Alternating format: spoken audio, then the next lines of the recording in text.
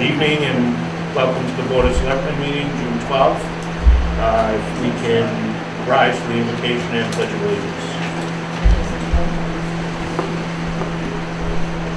Almighty God, we come before you humbly, acknowledging your sovereignty over all things. We thank you for the many blessings in our community, and we ask, Lord, that as we delve into governing in our community, that you would give each of us wisdom and discernment, and to properly represent those people that elected us. Father, each of us prays to you in the manner that we were taught. Amen. Pledge allegiance to the flag of the United States of America and to the republic for which it stands, one nation, under God, indivisible, with liberty and justice for all. We didn't have flags on my screen. Virtual flag.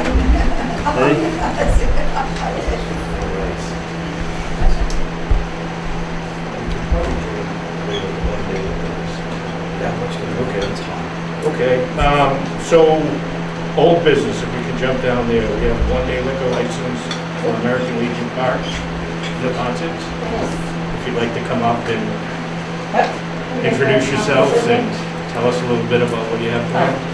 Oh, okay. Here, let's use this chair. No, go ahead. It's okay.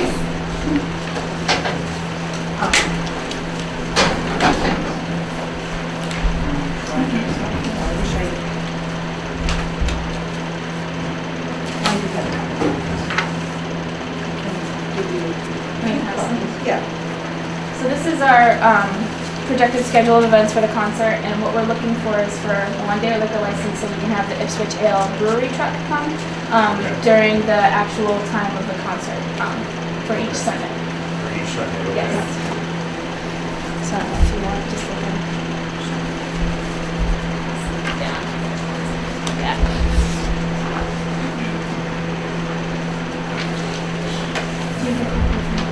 And I brought in copies of the licensing from the brewery. Do they all have it? Yeah. Oh, okay. Okay, And that was, I believe, your request from the last time, okay. back in February. Yes, okay. Oh, in terms of the one day, it will just recur on this same license. We need one license, but it'll be for all. It'll be for all Just days. we'll list all the dates on the license. Okay. Anyone have any questions? Everything in order, insurance, application for the state, right? And then talking with the police chief and then discussions with them and the Board of Health. Mr. Chairman, I make a motion that we approve a liquor license. Well, we'll wait to discuss. Yeah, discuss. For the Georgetown Summer Concert Series, sponsored by Council on Aging? No? No. I'm sorry, It's a, Mass Cultural Council. Mass Cultural Council. And then a few other organizations. Okay. The dates are July 2nd, July 9th, July 16th, July 23rd, and July 30th. Was there a time? 4 to 8 p.m. yes. That's the motion, Mr. Chairman. Second. Discussion? Well, we need a second. Gary, it's the fan you can't hear. I have a question. I have a couple of questions. One, why do we need a beer truck at a family event at the park? I don't necessarily think it's a need, but I think it's something that will bring more people. I think it adds an extra. We have food vendors that are going to be there, and I think having beer there, but being legally sold there, so it might bring people that want to come and have like a beverage at the concert in kind of a responsible way. They also do a lot of other festivals, and so that's why we actually were interested in having this particular company do the concert series, because they're experienced and they do, like, there's a concert series at Cranes Beach that they are at pretty much every time, and so we thought it might be a good fit.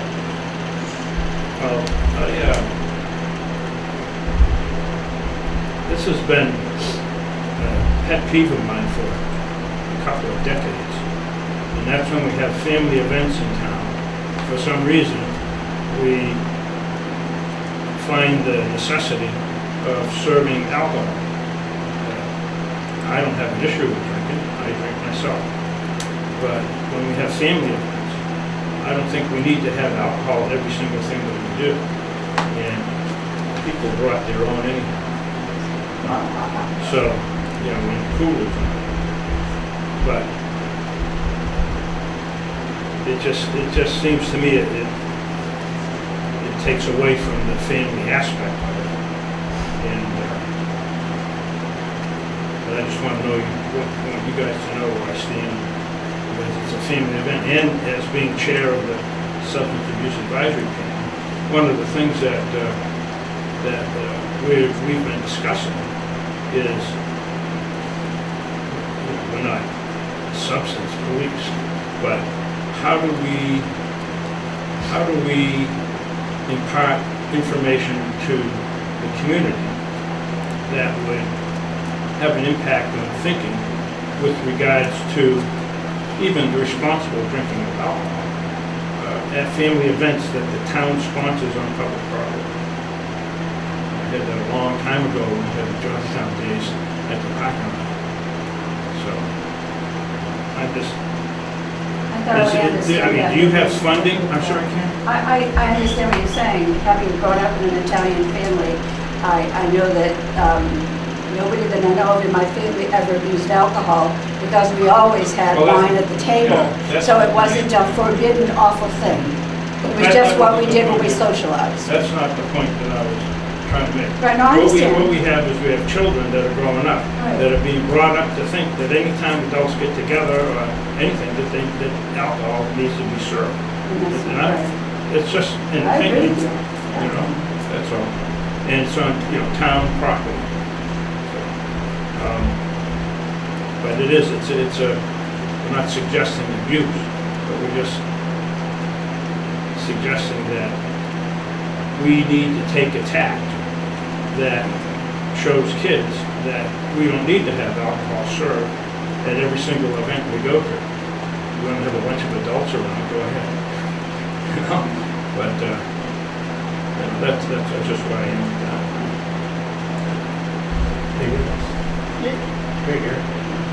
Not quite a rebuttal, but I don't think, Doug, that we have alcohol at every event. That's just it. I kind of do see this as a fit. Whether it needs to be at every one, it wasn't in the past.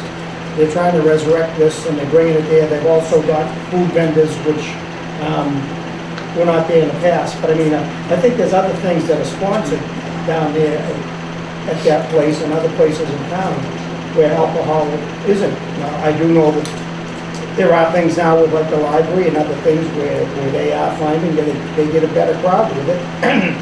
Perhaps if that's it, I would question though, it's a non-profit, so if there's any profit made, where is it going? Is it basically just covering the cost of the bands and that? Yes. Because Yeah. okay.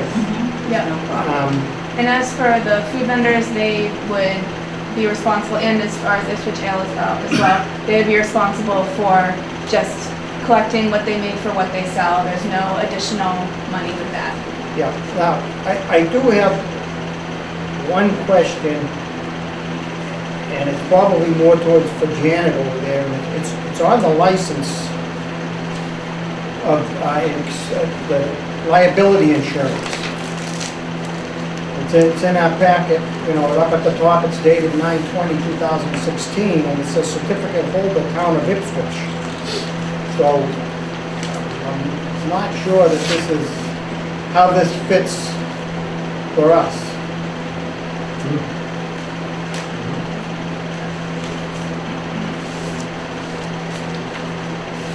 That's their certificate Yeah, of liability insurance. Oh, okay. I think it looks like this is something that Mercury Brewing has, and I think we're going to need a more updated one, and it probably should be for the town of Georgetown. I'm sure that they would be able to provide that. Usually it lists the town of Georgetown as an additional insured. Okay. That's usually the word. Sorry, I didn't catch that. So I don't know where we want to go. I guess we can do it. We done this sort of thing in the past on that all the paperwork will be in correct order Yeah, for the dates? or just approve it contingent upon the Well, certificate. the question is, this all goes to the state anyway, right? We do send them a copy of it, but the local licensing authority issues the one-day licenses. The state really doesn't. Yeah, they just have to reissue the certificate, not name, that's all. That's a minor Yeah. issue. I just have a couple questions. So the servers are all tip certified, correct? Yes. Yes. How will people be able to purchase the alcohol? Will they buy tickets? Do they pay cash, right? Our thought was that what we would do, because we would have police presence there, is we would have people taking IDs Okay. and issuing wristbands, and then with those wristbands issuing tickets, so you would pay someone individually for the beverage, you would get a drink ticket, and then there could even be a second check, wristband and ID when the alcohol is actually being served. So it could be like 2 points of checking for IDs. That way the person who is actually serving, because they only send, for a size this small, they probably only send one person. So that way when they're serving, they would be able to purely focus on that instead of taking money and stuff like that. Okay, I think that's a great idea. So, how many beers can they buy? I I don't know in the past it was limited I mean, I think to 2 is probably a good standard. We hadn't discussed a specific limit, but if that was something that, I mean, I think we wouldn't want anyone to be overserved by any means. So I think setting a limit could definitely be an option. Now, have you got the blessings of the Park and Rec? We're in the process. She gave me a list of things that she needed, which we've gotten our license for the music from ASCAP. That's been paid today. We gave them a list of the bands that we have. I met with John Dunleavy, who took me through the bandstand and gave me a key for the electrical box. So they don't meet until Wednesday, so that's hopefully when they'll be signing off. So if this motion passes, where will the beer truck be parked? Go ahead. Well, I spoke with Jeff Or help me with his name, from Jeff and Maria's, and we talked about logistics because they're going to be open, and I know Juliet was concerned about the sprinkler systems, the heads not being driven over on the grassy area.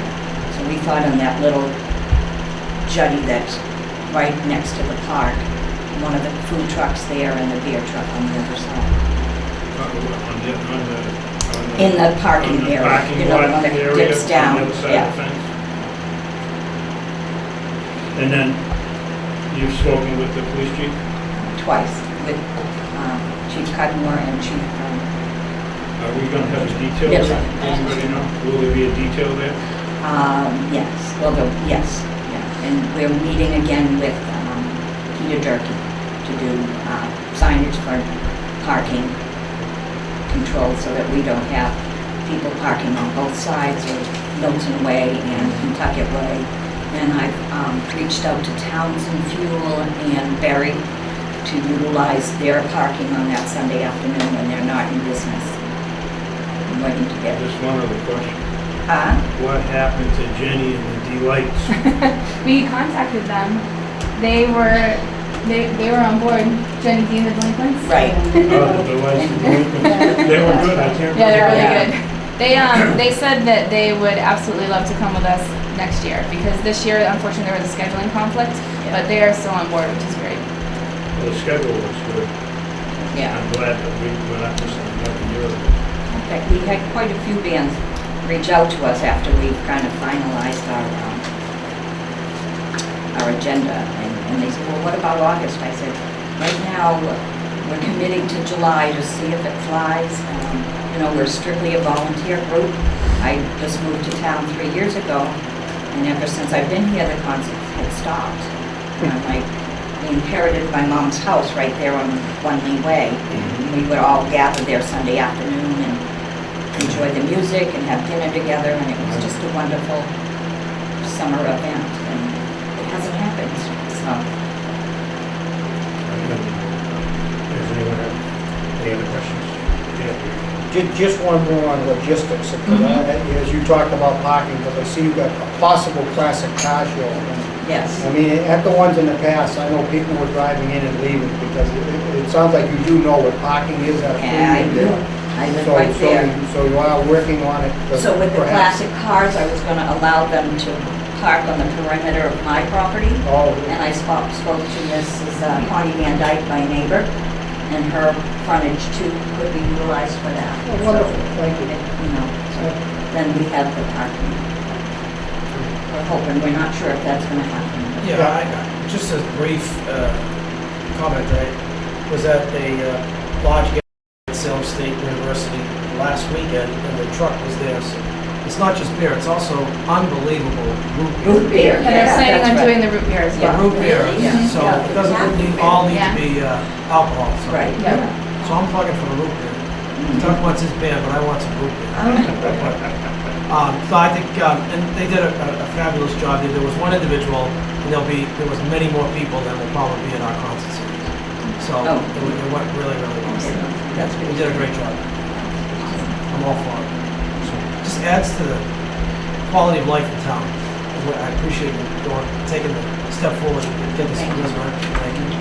This is great. Entertain a motion? I already did. You got it. The motion already been there. Sorry, Yeah. this is the first There time. you go. All those in favor? Aye. Aye. Aye. No. Opposed? So 3-1. Motion carries, you're good. Motion carried. I appreciate you coming in Thank you very tonight. much. Thank you. Thank you again. Yeah, for all your thank work. you. So that's every Sunday in July. Yes. Right. 4 to, what was it, 7? 4 4 to 8. 4 to 8. Wonderful. The music is 5 to 7. Gives us time to clean up. I reached out to the Boy Scouts and Scouting, and maybe I'll send something out to the high school that, do they do community service here in town? Yes. To see if kids want to sign up to help them clean up after. So do we ask for a signature on this tonight, or do you want to? You can leave with me and then, because I'll have to get the license signed too. Okay. The Okay, license, that'll so, There's somebody else you may want to reach out to and talk with Parks and Rec, because there possibly could be mushball makeup games on Sunday nights.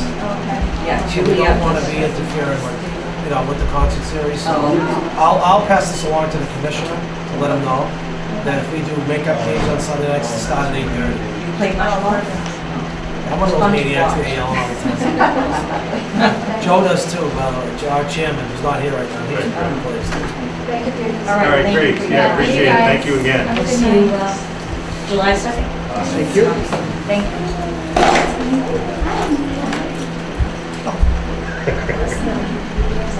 All right, if we can go through the minutes. So it looks like we have minutes to approve for November 21st, 2016. You just want to do these all at once, or?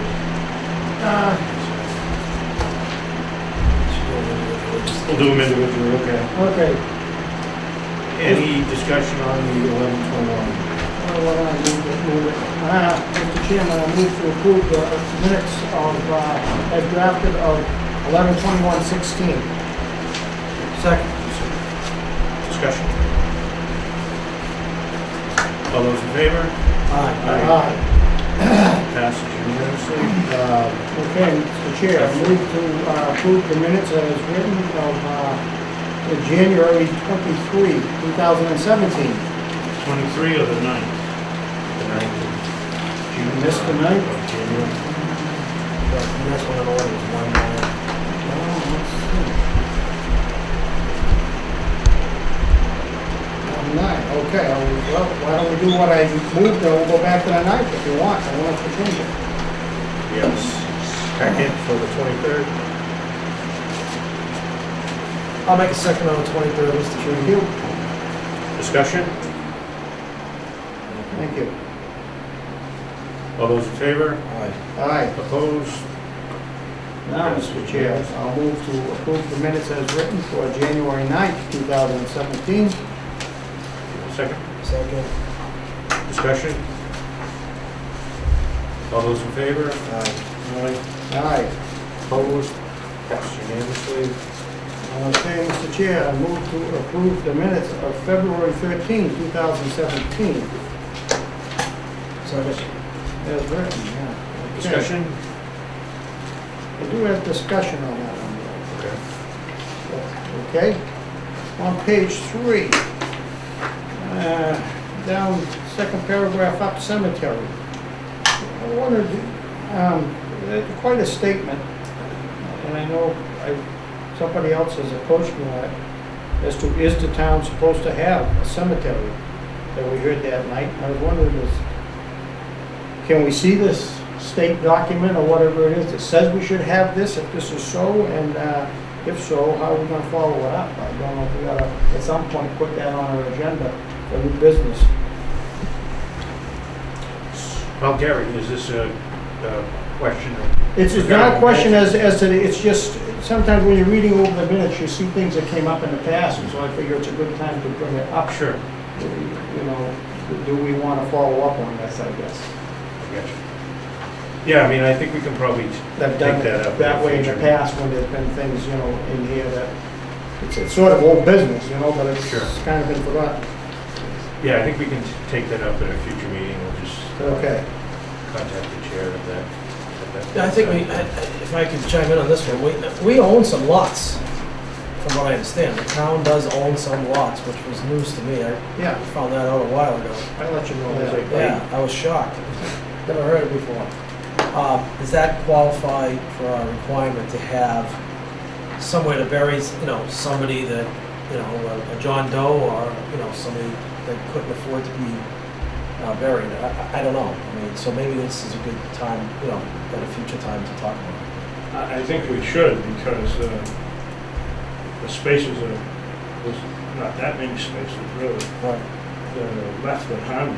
I don't know how many left at Byfield. Do you know, Gary, that they can grow into, or can they expand over them? We've got a lot of room down there. We've got a lot of room for expansion. I think it's worthy of a discussion to have a I would like to know what the reason is.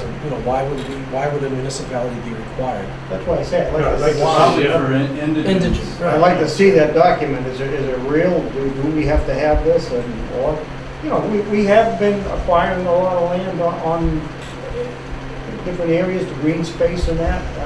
Who's to say that someplace in there in the future there isn't room too? But I'll get back to someone on that. It's gotta be, if we Google Mass General laws, it could be. Thank you. should be out there somewhere.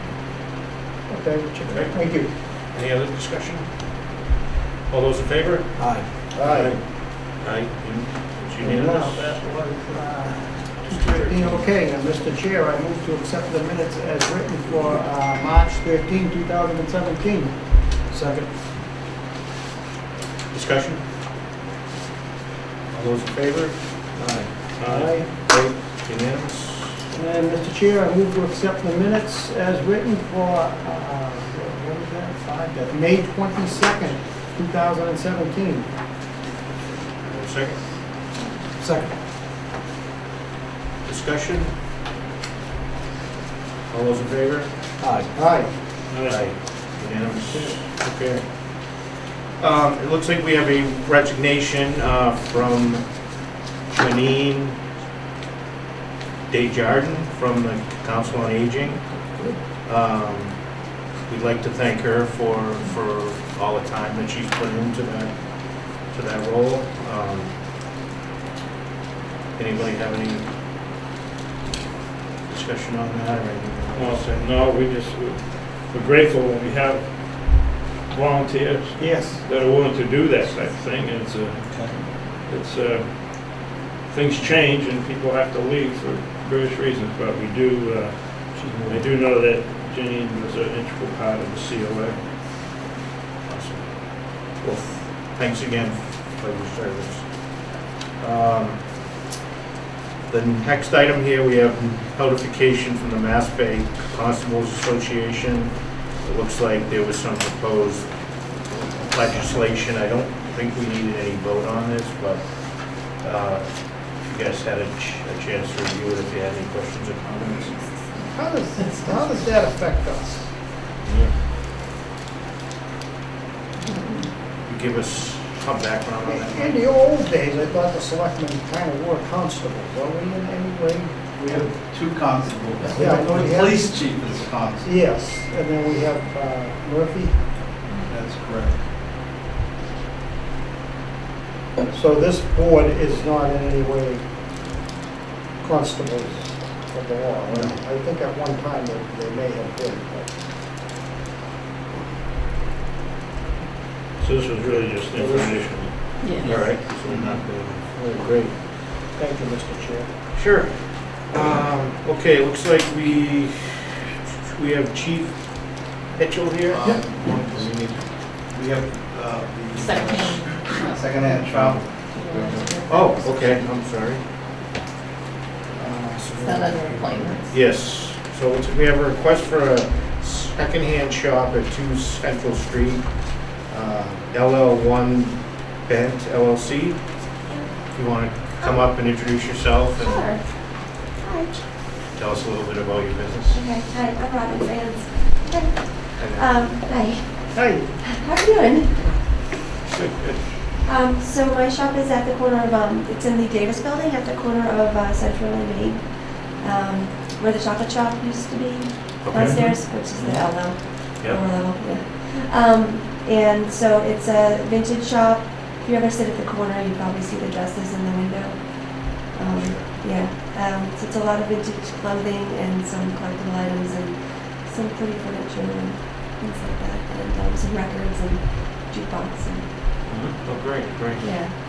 Is this your first It's my venture first. in the? It's my first shop Yeah. after 25 years as a web developer. Yeah. Okay, nice.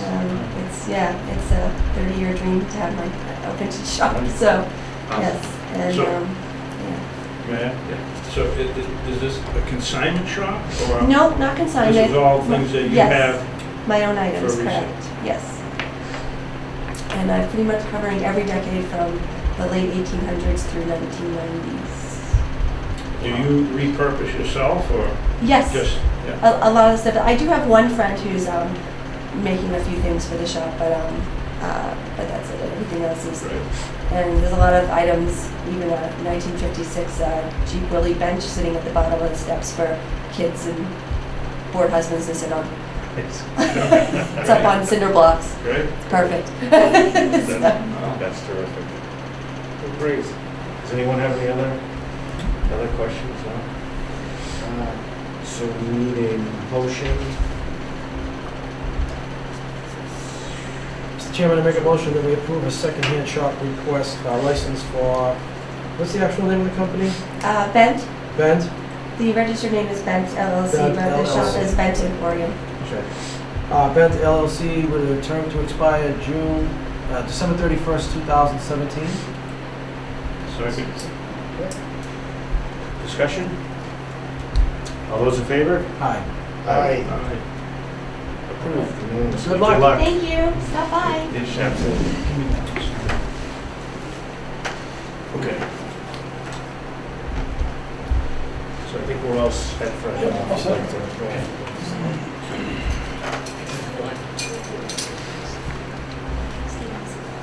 What I got is brief. I heard you got some Yeah. good news to share. Good news, after we had spoken at the last meeting, I advised the board that we received a $69,000 grant from the IMC. I reached out to John Guilfoyle, our PR firm, and the Lieutenant Governor's coming on Thursday, this Thursday the 15th at 3 o'clock for a photo Yeah. opportunity. Yes, it'll be at the Public Safety Building. So I invite everyone to come down and Thursday at 3? yeah, this Thursday the 15th. I'll email the chair and let him know as well. So I just didn't want to send an email out if you'd want to hear it. Great, that's great. Yeah, excited. I think John and his staff for making that happen because, he knew the right person to call. So it was just a matter of fitting us into her, her busy calendar. So let's get everybody over. We're going to do a little bit of light refreshment, some coffee and pastry for the occasion. Awesome. So. Okay, very good. They'll bring the big check with them. Yeah. Awesome. But, that's all I got. I appreciate the That's all. update. Invitation for everyone. That's great. Thank you very much. All right, Yes, thank you. Okay, we'll see you then. Yep, see you on Thursday. Thank you.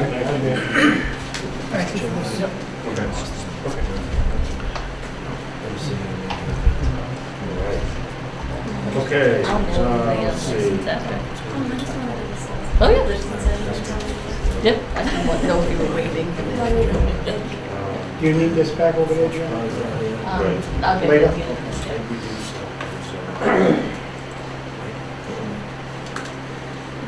Yes, so before we get into new business, town administrators report, like we have there. Oh, okay. Yes,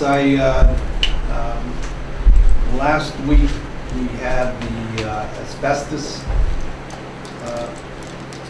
testing done for 45 Central Street, which is necessary before we can do the demo. I got a verbal report today.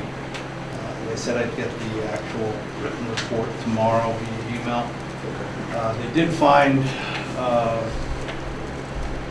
amounts of asbestos, but only in very isolated areas of the building, the kitchen ceiling, and then the back bedroom ceiling. Those are the two spots that tested positive for asbestos. Are these tiles or the actual insulation? I'm not sure. It's the ceiling, so it might be ceiling tiles. Okay. I wasn't able to talk to our building inspector. He was gone for the day when I found out. So I'll get some more details when I get the written report and then talk to the building inspector to go through the abatement process. Okay. Doesn't sound too onerous, but you know. Should be right, okay. And then how many bids would we go out for? Well, it depends on the cost.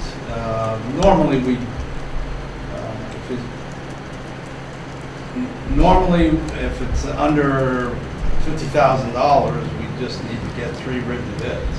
It's not an official 30B bidding process. You just have to request prices from at least 3 vendors. So it wouldn't take very long at all. The only thing that will take time is scheduling for them to come in. So that would probably be a priority, which whoever can get here first and within a reasonable cost. So that's moving forward. As far as the National Lab property update, I think it was right after our last meeting, Steve Brzezinski and I met with the owner of the abutting property, and the reason why we contacted him, had Steve contact him, because he contacted Steve in 2015, wanting to know if the town wanted to accept donation of land. At that time, the Conservation Commission didn't feel it met their criteria for preserving open space because it's in the middle of a commercial zone. So we just started up the conversation again with him to see if they were still interested in donating property. He explained that he's the trustee of a family real estate trust. He has 9 other members. And he indicated to us that that window of opportunity to donate, which he needed for tax purposes at the time, no longer, he said, to quote him, that window is closed. So he had attempted to do business with the previous owner in the past. He actually had a schematic which roughly fit the wetlands on the lot. He was thinking of putting a 150,000 square foot industrial building on the larger side, and then he had room for a 37,000 square foot building on the short side. But when we asked him about that strip of land for access, he said he was not interested in letting that go at any price at this time. And he felt that he was probably in the best position to buy the lot from the town if the town so desires to sell it.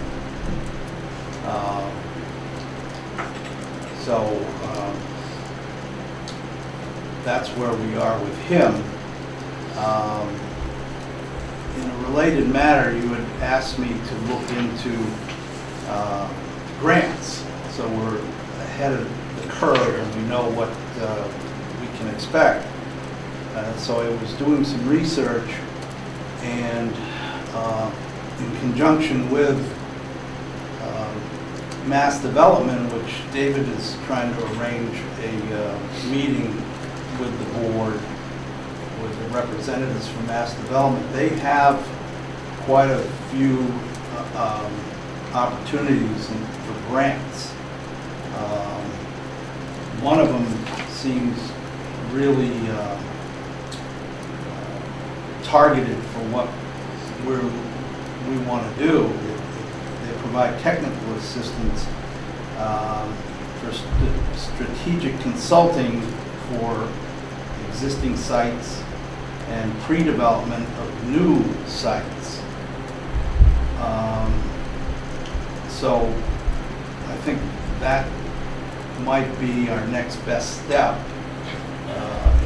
seeing what we've got and how best to market it. What's the deadline for that, Mike? Pardon me? The deadline for that? Is that? It's ongoing technical assistance for FY Oh, okay. 17, and the website indicates that there is funding available for it. Okay, oh, great. I'm trying to arrange a date that works for both. I mean, our next meeting was no good for them, but I mentioned to the chair maybe August, and he felt like it was kind of far out, but I mean, I'm not going to be around in July, but you could have them in July. It doesn't matter if I'm not here. It doesn't really matter. But so I'll talk to the chair and try with Mike to try to get that arranged. Question. I had some questions if you don't mind. Sure. On this particular issue. Okay. So, a couple of things. We're not abandoning the idea of a sewage treatment plant, right? No, and as a matter of fact, in my research, Mass Works has an infrastructure program for grants. They have several categories, and Public Works Economic Development Grant probably be what is available. They have money for actual from design to construction for that. There's also a Community Development Action Grant, Growth District Initiative grants. I think we have the Growth District's designation in town. So, although I don't know exactly what I have to talk to John Cashel to see where the designated growth district is. I think it's out towards the highway, actually. So there seems to be, and actually I'm going to be attending a seminar next Wednesday, the 21st,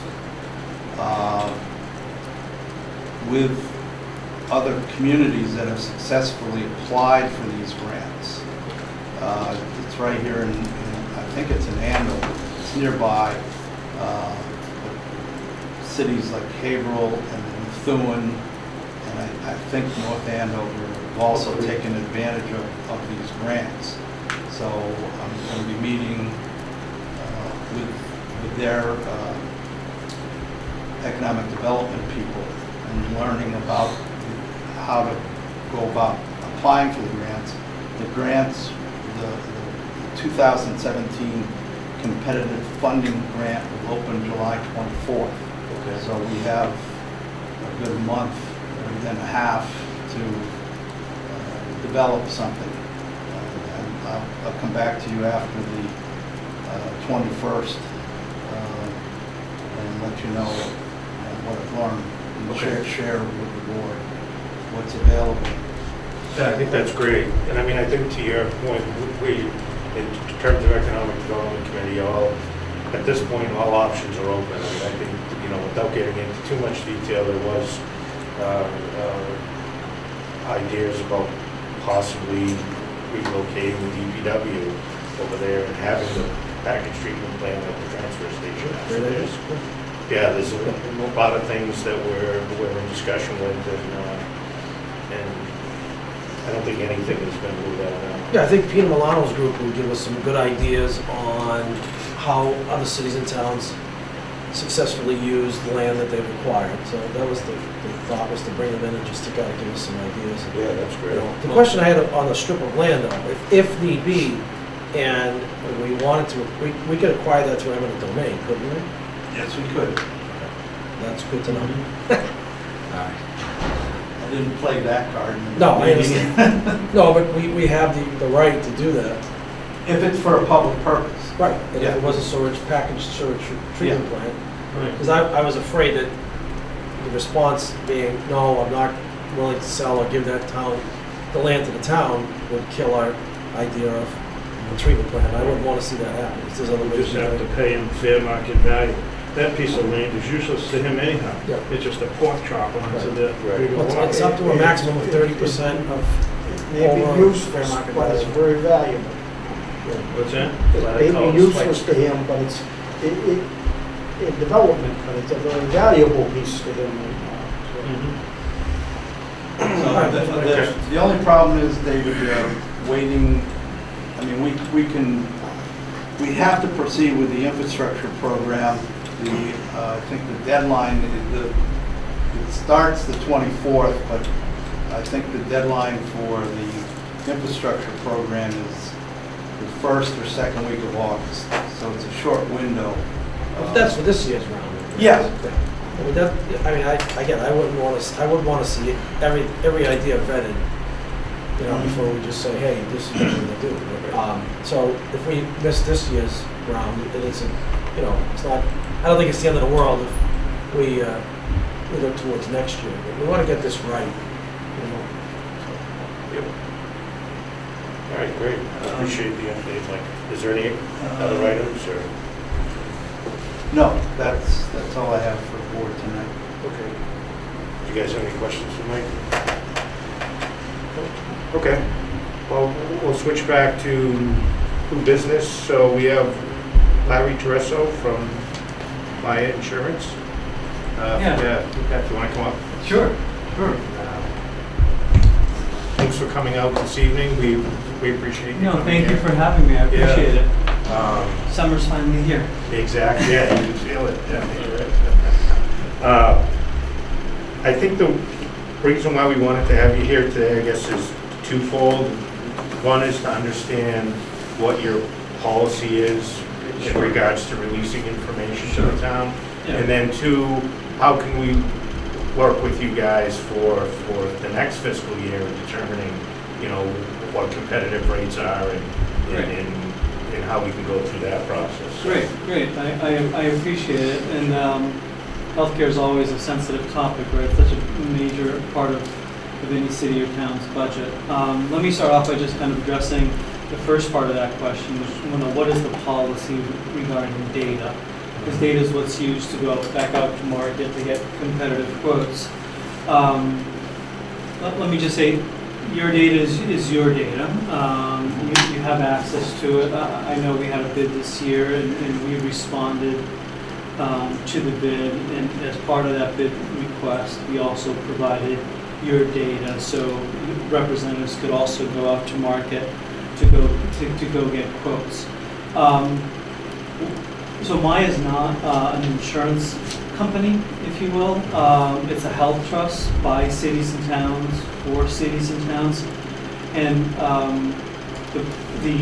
the board of directors, made up of town managers and what have you, have a long time ago have always said, once Maya gets into bid season and the membership goes out and requests bids and they set a bid date, that we release the same data that we use to develop rating, just to make sure that there's a level playing field. So the data that we used to develop in the Georgetown rate development was a 24-month period of time ending on October 2016. That data was used to develop your FY18 rating development. Which ironically kind of fell right in line with the date of the RFP that had come out, because there's always about a 2-month lag between the claims that have been incurred and paid and when it's actually reportable. So, by the date that a claim gets incurred, by the time it actually shows up in a report, 2.5 months can have expired. So when you get to February, the only claims that are really available where we have them in reportable fashion at the earliest is October or November, ironically. So the idea of the trust is to really provide cities and towns rate relief over time. And the idea that the board or the board of directors have come up with is we want cities and towns to have a level playing field. When we look at data and develop your rate, if $1 million claim should ever come in January or February, we don't re-rate you. That was the cutoff time that our underwriters used to develop the rating, and we don't change the rate development as a result of updated data.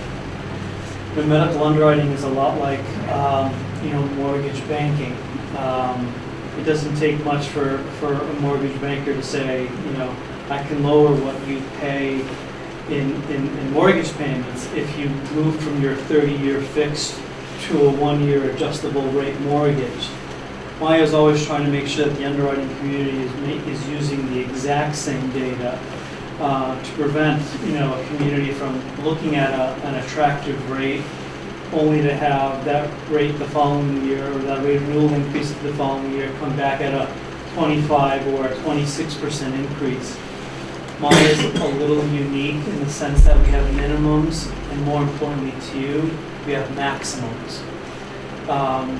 So should town of ABC ever warrant, a 25% increase, Maya is established to make sure you don't ever experience that. So whatever a maximum might be in the trust, it's designed to make sure you don't experience that sort of volatility. A 2% increase followed by a 25% increase. Cities and towns can't handle that sort of fluctuation. So as a result of that, they try to control in bid season at least consistency in the underwriting rating development in the market. Because rates are not always a function of how you're running, it's a function of appetite for risk. And cities and towns just change benefits or change contributions whenever they want. Contracts and things like that all keep that from happening. So we try to have some control over that in bid season. Now, as an example, I have your loss runs today through March. The March reports are available. So I want the board to understand your data is your data. The board of directors have set up that policy really with the other 130 cities and towns that we have, really to protect the membership from some underwriters say, let's take a run at this with some updated data. The data that we released to your The third party that was going out to market was the exact same data that we used to develop our rate. It was also the exact same data. About 20% of the 130 members go out to market. It was the exact same data other cities and towns used to go out to market, and they all got quotes and things of that nature. So the market's used to that data being cut off, I think September 30th or October 1st. We just didn't want, the town of Georgetown thinking, oh, we went out to bid, they're sitting back on our information. Certainly wasn't the case. Okay. Sorry, that was a long one. No, that's fine. I think, let me correct me if I'm wrong, that was the issue that as we went out for competitive bids, they were asking for updated information. Yeah. We couldn't get it. So Yeah. I guess when you say our data is our data, I understand the fact that you don't underwrite past a certain date. Right. You say, okay, here's your experience up until then. Yeah. But if the data's there and we needed it for other purposes, why wouldn't we Well, be able to get access? yeah, well, predominantly because of the reasons why I expressed earlier, but when the bid got released and we had released our bid as of that date, the data that was available at that time actually was the data that was available at that time. But when they came back for additional requests, so we essentially rated based on the data, the rates got released to the market, they knew exactly where we were, then they can, not so much underwrite, they can just, buy business. And over, not as young as I once was, but over the last 20 years, we see it all the time. I assure you that policy is really there to protect membership. We have a fiduciary responsibility to the other 125 cities and towns in the trust. If the trust does, spends its surplus to keep that rate band together to ensure that we put in a maximum for cities and towns, and we live and die by it. We come up with averages that are in the single digits, and then updated data gets released, and there's a group that just happens to be running particularly well in a very narrow period of time. What would probably happen over time is the underwriting community could just pick those one groups that over a very narrow window of time are running really well, whereas a trust, we're just left with everyone else that they don't want. So my response often, or Maya's response often is, well, 20% of the membership every year goes out to bid and they get a competitive quote. Everyone, other cities and towns get quotes, and they, the marketing or the underwriting community is used to it. Just don't know what was different about Georgetown, I guess, in that capacity from the underwriting community. I am surprised bids weren't, either provided. They should have been. Mr. Chairman? Yes. I believe,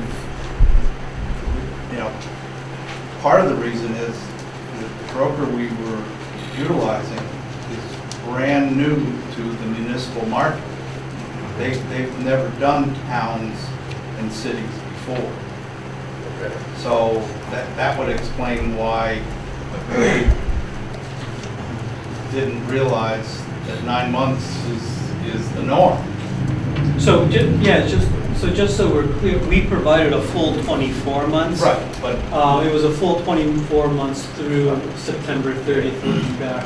Having been an ex-underwriter, underwriters like to look at 2 12-month period of times, 24 months to try to assess your risk profile.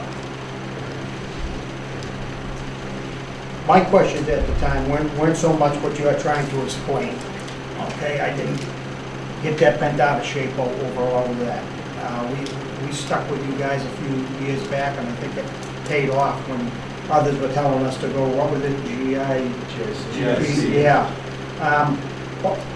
My question, hindsight would be good, I wish I'd had all the stuff that we had earlier when we discussed insurance.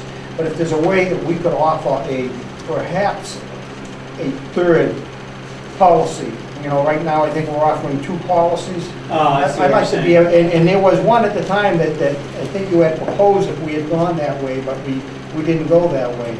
And that's where I see the town being able to perhaps save some money. If you've got a couple or an individual that's in good health, don't have small children, they maybe go to the doctor once a year. Yeah. You know, they might be able to take a plan, and if you could come up with perhaps something of that we could offer, and I think we'd still be okay, if I remember all those discussions correctly, with the union contracts and everything, it Yeah. would just be a savings for them and for the town. We could perhaps cut some of our costs that Yes, way. so, That's where I think we'd like it. Of course, I mean, that's all up to Mike to work with you on that under our direction, but I know there was that discussion there. yeah, managing healthcare costs is front and center, every rock has to be turned over.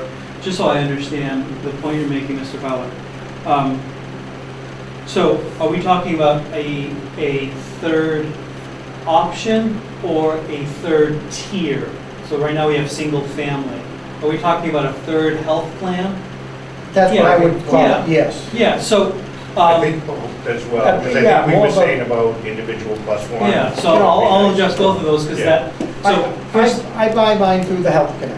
my Right, wife and I. right. And we were on a silver plan, they worked it up to gold, because they change it every year. right, And we were looking to go down to the bronze plan, because what we would be saving would well cover what we were paying. Even if we did get sick, we were still saving money. So I don't know how you rate your plans. I mean, I know that's how the Health Connector Yep. rates them. So municipal underwriting or group underwriting is certainly different than individual underwriting in the connector, Yes. just entirely different. I'll say that from a third offering for active employees or early retirees under the age of 65, they have 2 offerings today, an HMO and then a PPO. And the PPO is primarily used for either early retirees that move out of area, or some families may have college-age children around the country and may work for, maybe the only product that works for them. Mike and I have done a lot of talking about plan options and different things that we can do. Let it be known that you can do a third option.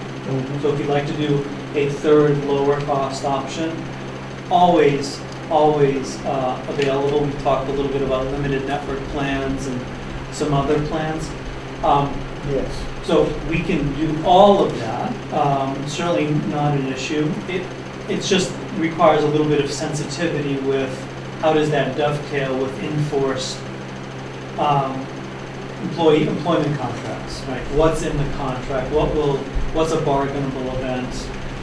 Some contracts or some labor unions will say, well, if you're offering a third plan, that's a negotiated thing. I don't care if no one takes it or not.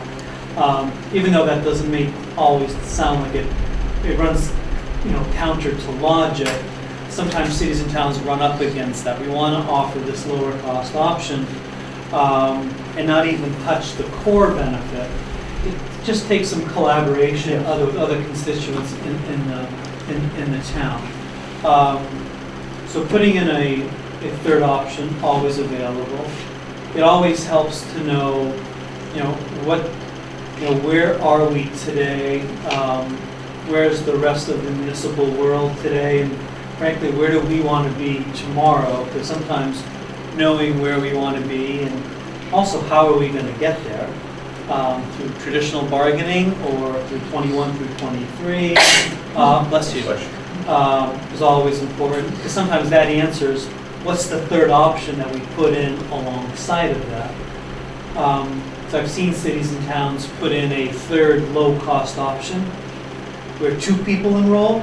They're all happy when they first put it in, but then they're not happy when no one takes it, because you only achieve savings depending on the enrollment that actually takes the plan. So the entire Blue Cross portfolio, and I mean the entire Blue Cross portfolio, is available to the town of Georgetown.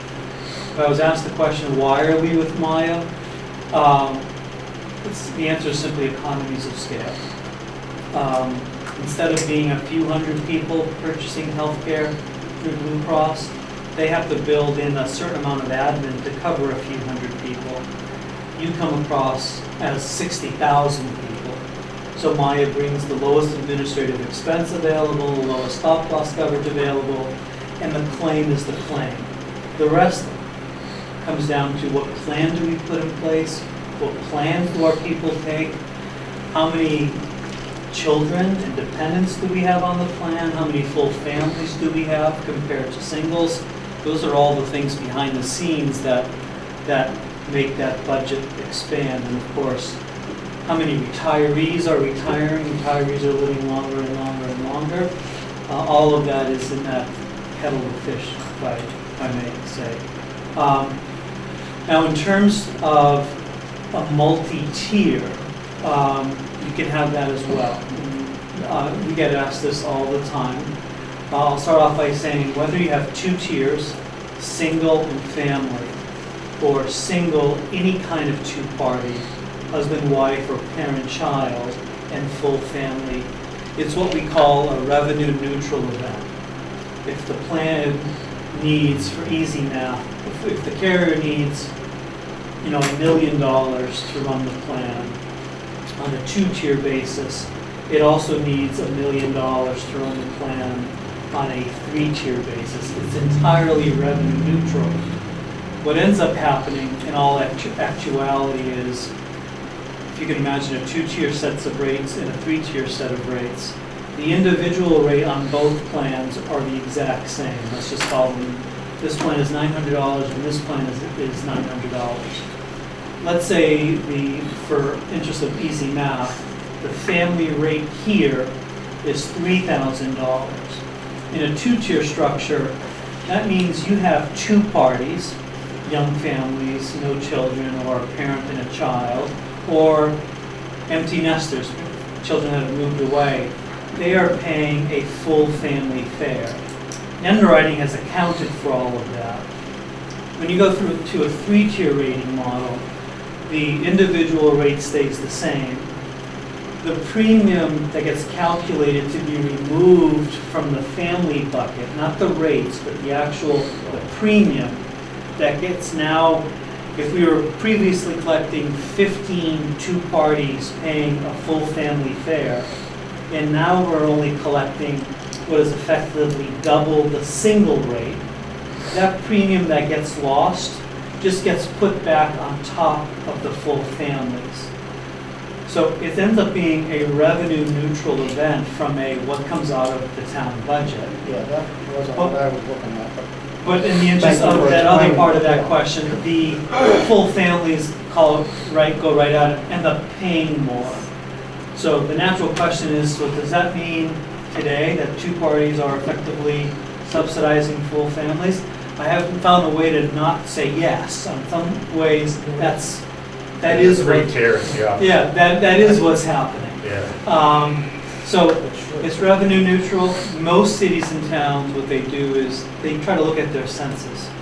What bucket of groups are less disadvantaged against? Do we have more full families, or do we have more 2 parties? I hate to say it, cities and towns have a tendency to have more full families than they do 2 parties, which is why most cities and towns maintain a 2-tier structure, because the pain of then transitioning to a 3-tier structure ends up being harder on your full families, already paying a contribution on a higher premium. I mean, go ahead, Mr. Surface. Yeah, I had some questions. So does the data, is it published quarterly or does it come out monthly? Yeah, so Cumulative monthly? yeah, so why don't I give a set of data out? Answer your question directly. We get data monthly. I don't get data, but every time I ask it, it gets updated monthly. We have people behind the scenes that work with Blue Cross every month to see how the trust is performing and how each individual member is performing. So it is available.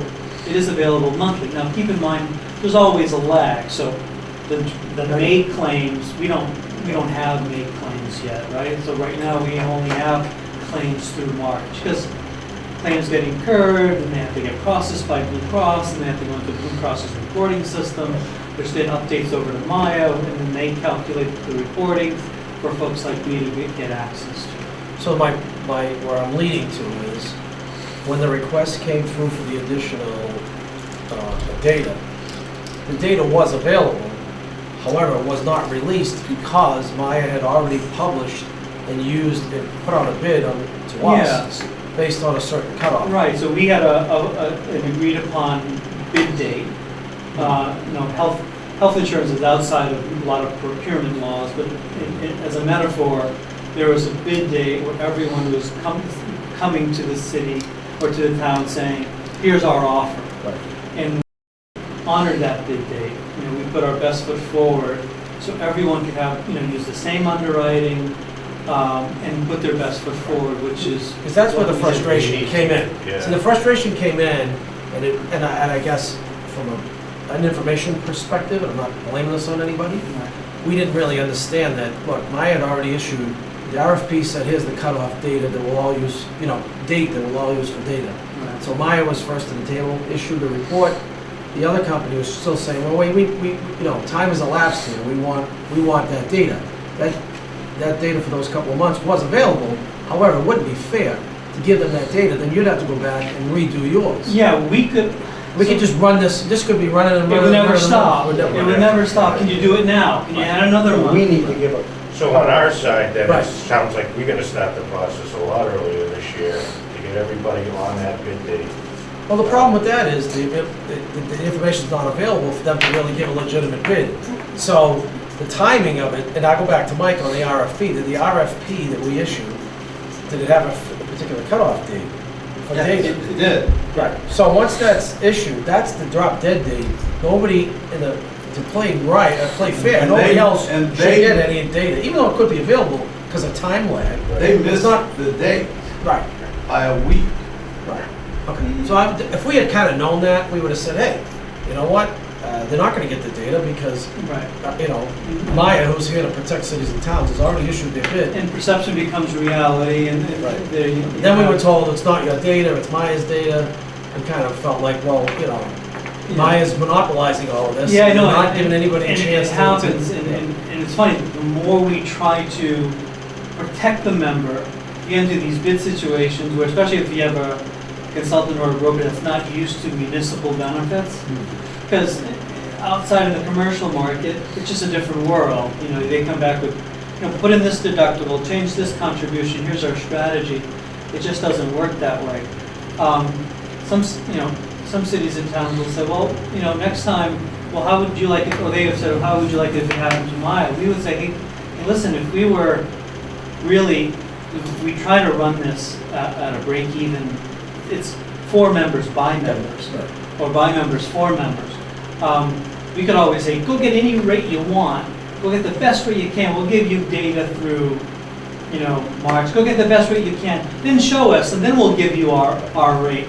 And we're purposely not trying to do that. We want entire transparency, because, so remember, medical underwriting, it's a 1-year adjustable rate mortgage, because next year, guess what, it's up for renewal.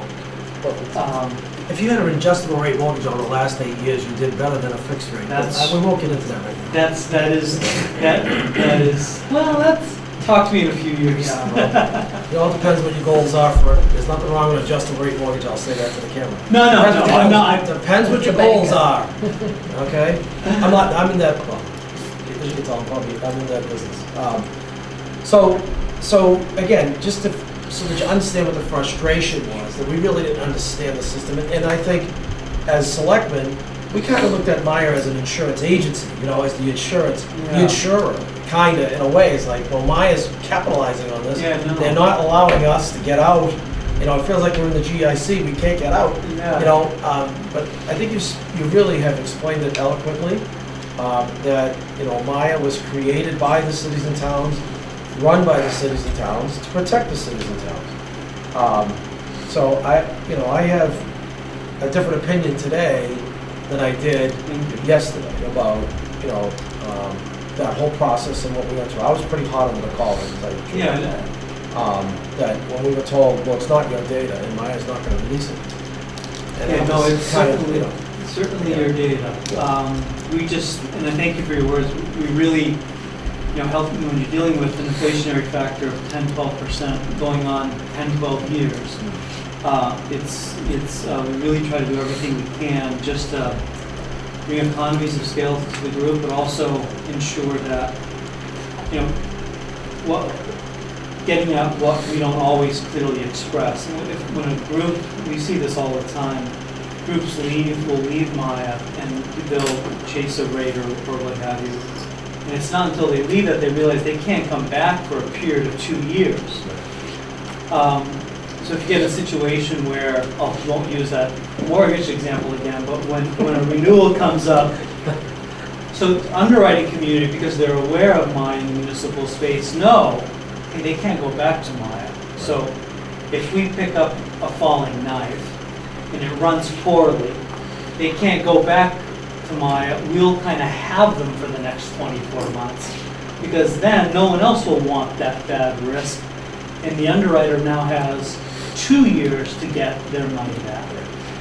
And that's where it gets a little delicate. No, but I think this is really good information for us, and maybe we should see. And I know we don't want to get into the weeds, but I think maybe it's good to hear from you once a year. I mean, I've been on the board. Gary and I came in together. How long? 9 years now.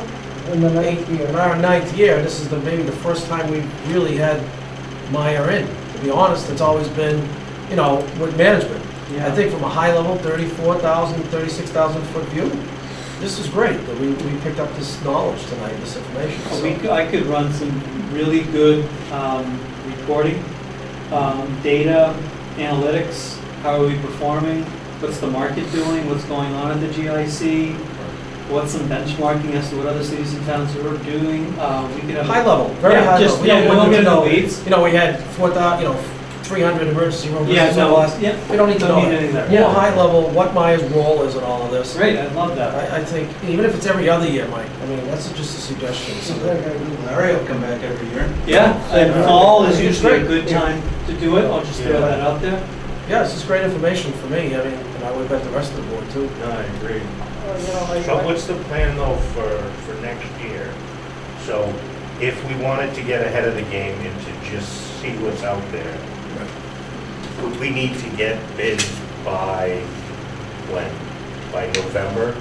Is that when you say you stop September, October? So you actually ask a heavy question because Data may not be there. That's so right. They won't give you the policy. Gotcha. Again, I'm answering the question. Okay, so I'm sorry. no, please. My recommendation often is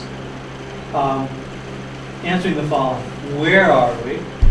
Where are we compared to either the GIC or Boxford or other towns? And where would we like to be? So medical inflation at the moment is around 9% medical, about 15 to 17 prescription. You put those two things together, you're looking at a trend factor of about 11% on a composite basis. So I said, the question I throw out to cities and towns, this year's fiscal is not even over yet, but let's imagine next year's fiscal. And this is not a crystal ball discussion, this is not early indication of what your renewal is going to be, but if medical trend is 11%, where would we like to be if that should ever materialize? And if we wanted to be here, the $1 million question, Mr. Bonner, how would we get there? Do we get there through marketing exercises, someone quoting what we have? Do we understand how we go from A to B, normal coalition, traditional bargaining, or do we try to get somewhere else and try to do it through, authority given under the state? So sometimes having an understanding of that answers a lot of questions. Getting a bid, an as-is bid, meaning a bid for plans we have in place in November probably won't do you any good. A, you don't have the Maya renewal yet. On an as-is basis, that's probably more done at the end, or more in the first quarter, at the end of first quarter. But answering that question of what do we have today, what's our budget, if you have this great cloud of medical inflation, how do I get here? And answering those questions are important. Yeah, I mean, I think if we could do that, that would, I mean, you've been extremely transparent tonight, and just speaking for myself, I mean, that's who we want to do business with, right? We don't want just a quick rate, but if you can provide us insight into what you think is happening, like you said, at GIC or other carriers, I think that's going to help us in the long run. Yeah, the world Stay in touch. is rapidly changing. The GIC went through a pretty significant round of changes last year. There's talks of some stuff coming down the pike, if you will. I'd be more than happy to, either tonight or another night, just go through what that world is shaping up like. You're like all cities and towns. That healthcare dollars that's being stretched as far as it can be stretched, but the head count and the retiree totals, I will say or remind the board that remember that we just renewed the active plans, but remember that the retiree renewals, the over age 65 on Medicare, that actually renews in January. So whether you like it or not, you're going to be hearing from me fairly soon on that renewal piece, because that renews on January 1st, with the actives and the early retirees renewing on 7/1. So something to... And that's the budgeting nightmare. So what I would suggest is maybe come back to us twofold. One is maybe kind of a best practice schedule, that everybody else kind of uses. I know that Mike has been very good at it. We kind of want to compare. I would like to see how we compare to the cities like Newburyport and the larger cities and what's their timing, right? Because underwriters want the latest and greatest information, right? So we were saying we want to go earlier, but we may not be able to get a real quote because we're too early. There is a case where we could be too early, we don't want to be too late. So I'd like to see some best practices if you could. And secondly was, we have these two, different timelines. That's, something that I was not really aware of. I was probably told, I just forgot. But, I think in terms of wanting to look at what everybody else is doing, with the timing aspect of this, I think is really important for us. And now the other thing is to keep in mind, at the federal level, who knows what's going to happen? I mean, we just don't know. I mean, this is almost, as an analogy to the marijuana issue at the state level. This is another instance where, at the end of this month, we could have something pass in Congress, and who knows, all bets are off. That's right. Which could take rates to the roof or take rates down to the basement. Who knows? I bet on the first one more than the second one. Well, supposedly you listen to, I won't get into politics here, but, so I think that, there's a lot of moving parts to this, and having you in, more frequent would be great. The other thing is, do you see a lot of cities and towns using a consultant to help the town administrator or the town manager or the mayor? Yes. And the CFO? We do, but it gets back to that first question of where are we and where do we want to go? Because how you answer that question really determines what you do. So for example, we had a brokering exercise in the spring. That's a brokering exercise. That's my widget costs X, go give me a price for my widget. That's different than here's where we are. We'd like to go here, but there are all these state rules and there are bargaining agreements. We'd like to get there. What's the best avenue to get there? So sometimes groups will they'll either have Maya consultant through the process. Of course, I'm talking about 21 through 23, or even through traditional bargaining. Or they'll hire a consultant also to walk them through that process. But it's really about answering that question. And not every city and town is in the same place. Town of ABC may have a 90-10 contribution, right? So that city or town may have all the impetus of, we're gonna get all that savings, so let's go through this process. Other towns don't have 90-10 contribution, so there's wanting to, have a collaborative environment with labor, make sure they have their say in how we get where we want to go. But I would say, Mr. Surface, having that answer to that question is probably the most important part. Getting a rate is, that lots of folks can do it. But helping you go from A to B or A to C or what have you, it's a little more complex. We certainly want to be fair to the taxpayers, but we also want to be fair to labor. Our greatest asset is our people, and we don't want to balance the books off the backs of our people. It's, At least I wouldn't want to. I mean, there's hard decisions that have to be made, don't get me wrong. We could, increase co-pays or whatever, whatever plan design we choose. But we have to be fair to both sides. That's right. It's really a difficult balance. It's really easy to focus on that budget line item. There's also a part of total compensation, right? And that's a big part of their pay. And so I would say, whether it's a consultant or Maya, having more education around where we are, where the rest of the world is, how may we go from here to here, what's the best path to get there. At the end of the day, what you're buying from anyone. You are buying administrative expense, you are buying claims discount, and you're buying risk premium. You're not going to get a lower administrative expense because we're 60,000 people. When you're by yourself, you're a couple of hundred people, right? The Blue Cross discount is always at parity or a little bit better than they're the 800-pound gorilla in the marketplace. It's just, in any one year, you may just find someone that'll charge you a risk premium that may be more advantageous than someone else. But that comes back to light. Again, like I said earlier, we try to make sure that we'd rather have you low single digit increases than have you at a 2 and a 22, back down to a 4, up to a 25. We'd rather keep you in that trough. And we have different things that we do to help that happen. As an example, Maya has pooling at $75,000. We pool any shock claims above $75,000, meaning it's not in your rate development.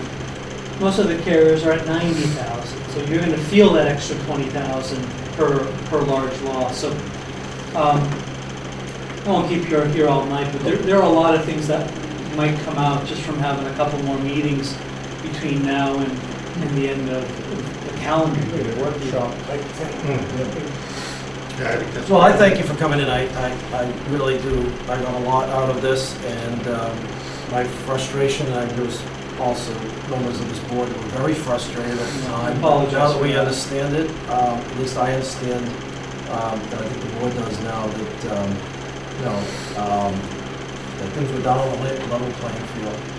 And the data is our data. It is. And, and again, Meyer is created by cities and towns, and run by cities and towns, administratively from a board perspective, and a philosophical and direction perspective. So I learned a lot tonight, and I'd like to see more of you as time goes on. I'm going to take you up on, I'm going to consider an offer.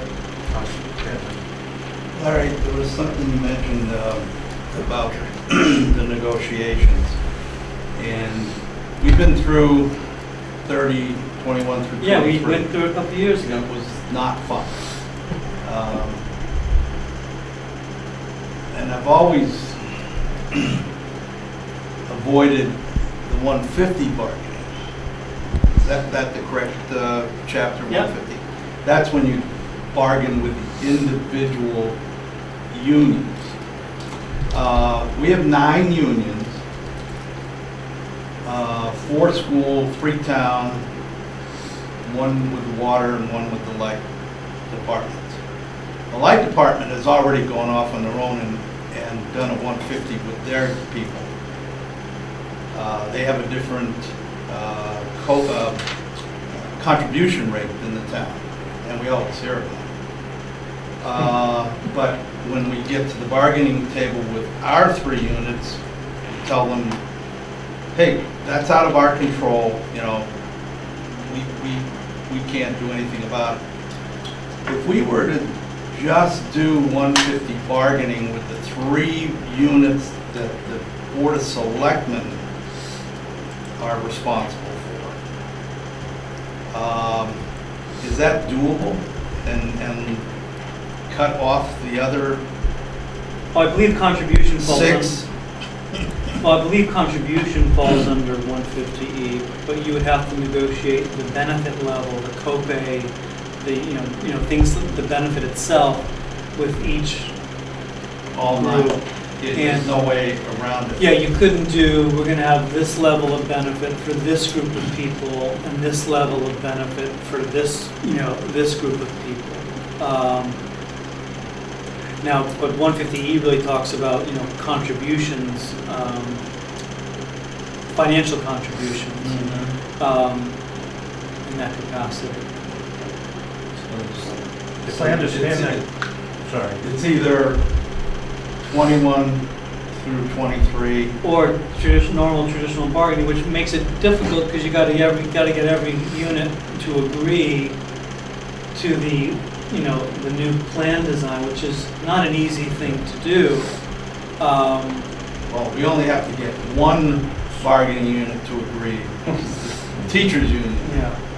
Oh, if I understand it correctly then, so they can have their own plan, own premiums, et cetera, but the experience rate is for the entire No, town. what That's how Larry's it is. telling me, they can't have their own. They can't have their own plan, but I believe they have their own contribution rate. That's different than the other groups. Okay. So they But the still, experience that you. all that experience when you do underwriting, is you all do it together, as a is all group. together, yes. We couldn't carve them out into separate groups or anything like that. We're just starting negotiations with our 3 units, and Yeah. if we could, That's why it gets real important to answer that question. Where are we? Where do we want to go? And if we were to go here, how would we get there? Would we go through, you know, normal traditional bargaining, or would we enact, you know, 21 through 23 again, which gives you the authority to go wherever you want to go as long as you don't go past a particular level that's outlined in the law.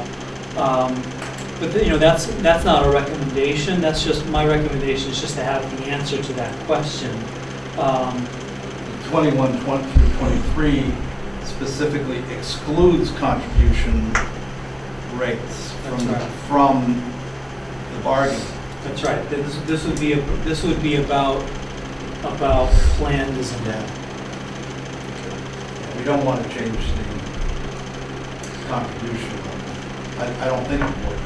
Well, if I may, if you remember, we had one plan at one time, I don't think we have it anymore, that had a little bit higher matching rate. No, The point of service plan. The ones now do have different. And that's what I was Contribution gonna rates. say, if there was a third plan that you could offer at a much better rate, perhaps, as you said, I forget how you call it, more restrictive Yeah, on limited where you network. go Yeah. for coverage in that, we could, as an incentive tool, perhaps up that matching and still be saving a lot of money. I mean, so we do have that as sort of also a bargaining Yeah. step on Yeah. thing. But that's through. But if like Larry said, you could go through all the work, set that up, and nobody gets on it. That's right. And So, but that could be another incentive for, And when I mentioned the whole Blue Cross portfolio, you have it, you can pick any product. When you deal with limited network plans, your core product, I'm going to get a little technical, has to be on what we call a benchmark 1 chassis. So okay, yeah. we're one step removed from the benchmark 1 chassis. But you could do, you know, your plan with, you know, something else, you know, $1,000 deductible plan or something like that, where the rates would be a lot lower. But again, you would have to bargain, I think, even to throw in another option. Doesn't sound right, but you know, the advice that we have gotten from Labor Council is throwing in any option, even if you don't touch the core option, is still considered Well, could changing the offer. could that be part of that you were talking about? What is the term? Plan design. Plan design, so if we were to go to that plan design, we could, I mean, to go like what David said, you don't want to balance the budget on the backs of everybody, but if we could offer another option, we could do that through that route perhaps. Yeah. Okay. Yeah, I could come back with, even on an FY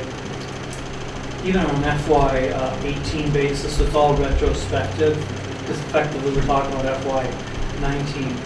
Just Yes. have a bunch of things just rated out, just for illustrative purposes, so we understand where are we, how does that compare to Plan A, B, C, and D, and just look at them and say, well, okay, this is where we are. Here's where the GIC is today.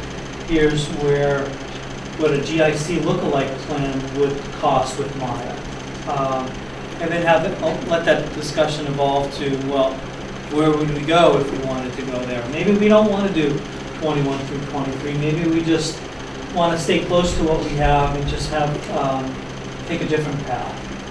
But those are decisions for you to make. I'll just provide whatever education I can to help you guys make that decision. Yeah, that'd be great. I think before we wrap it up, I know that Joe just had a few questions. So Larry, first, I apologize for emailing to the board as well, and attend something personally, but just one question. This past renewal season, did you find, and this might have been asked already, and I apologize if it was, did you find that any towns that were somewhat similar to ours did anything different that benefited their town, whether it be from the plan standpoint, the benefit standpoint, or from a cost basis? Yeah, that's a great question. What we're seeing out in the marketplace, cities and towns are, because healthcare is just getting so expensive, and every city and town is a little bit different situation based on contribution or what have you.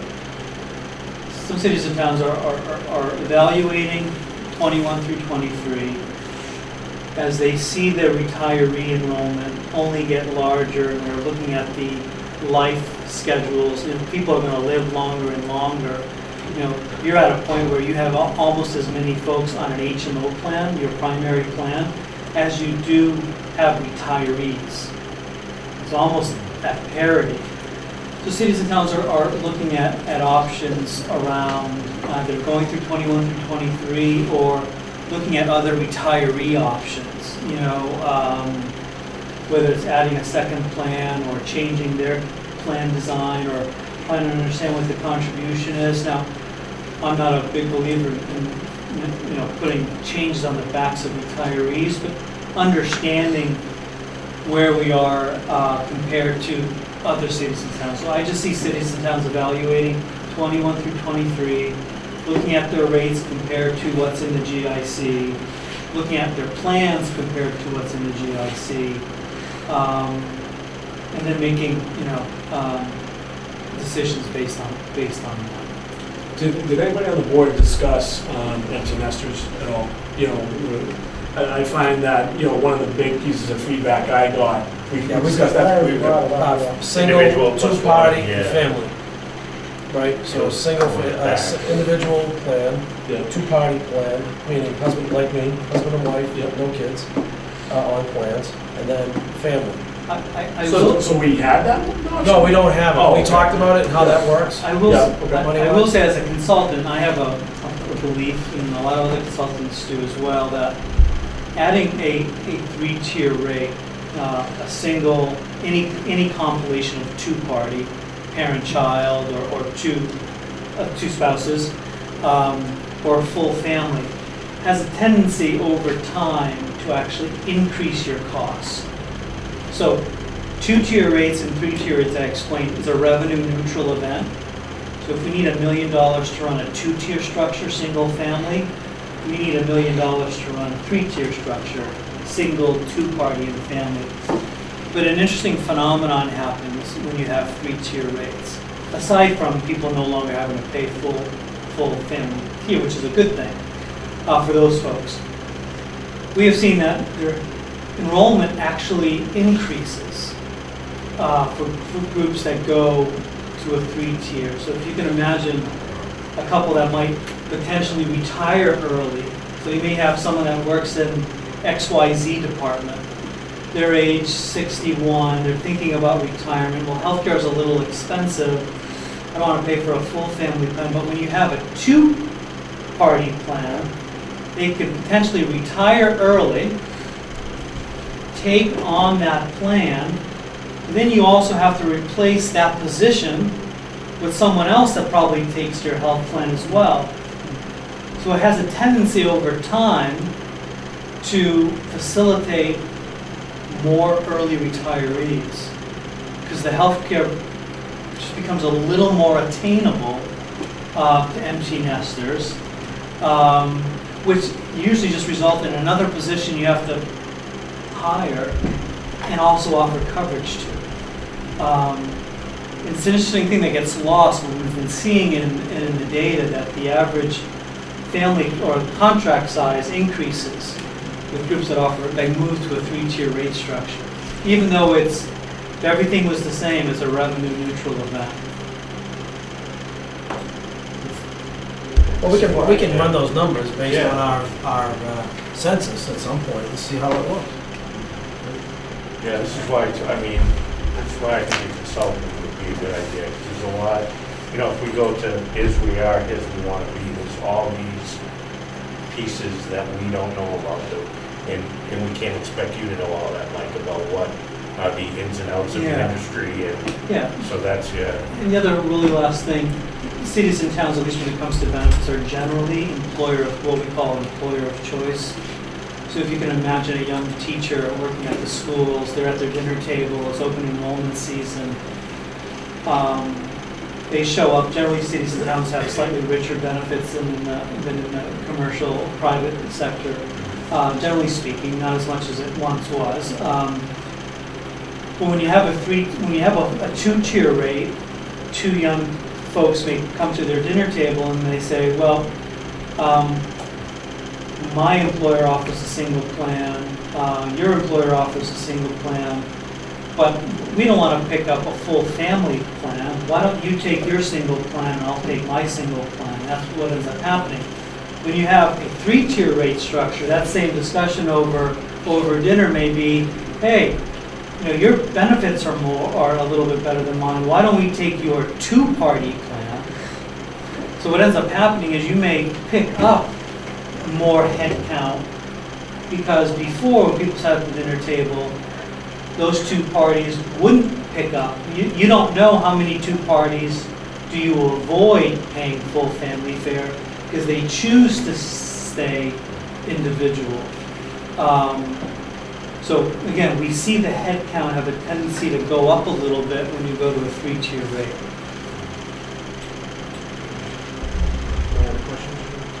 Any other questions from the board?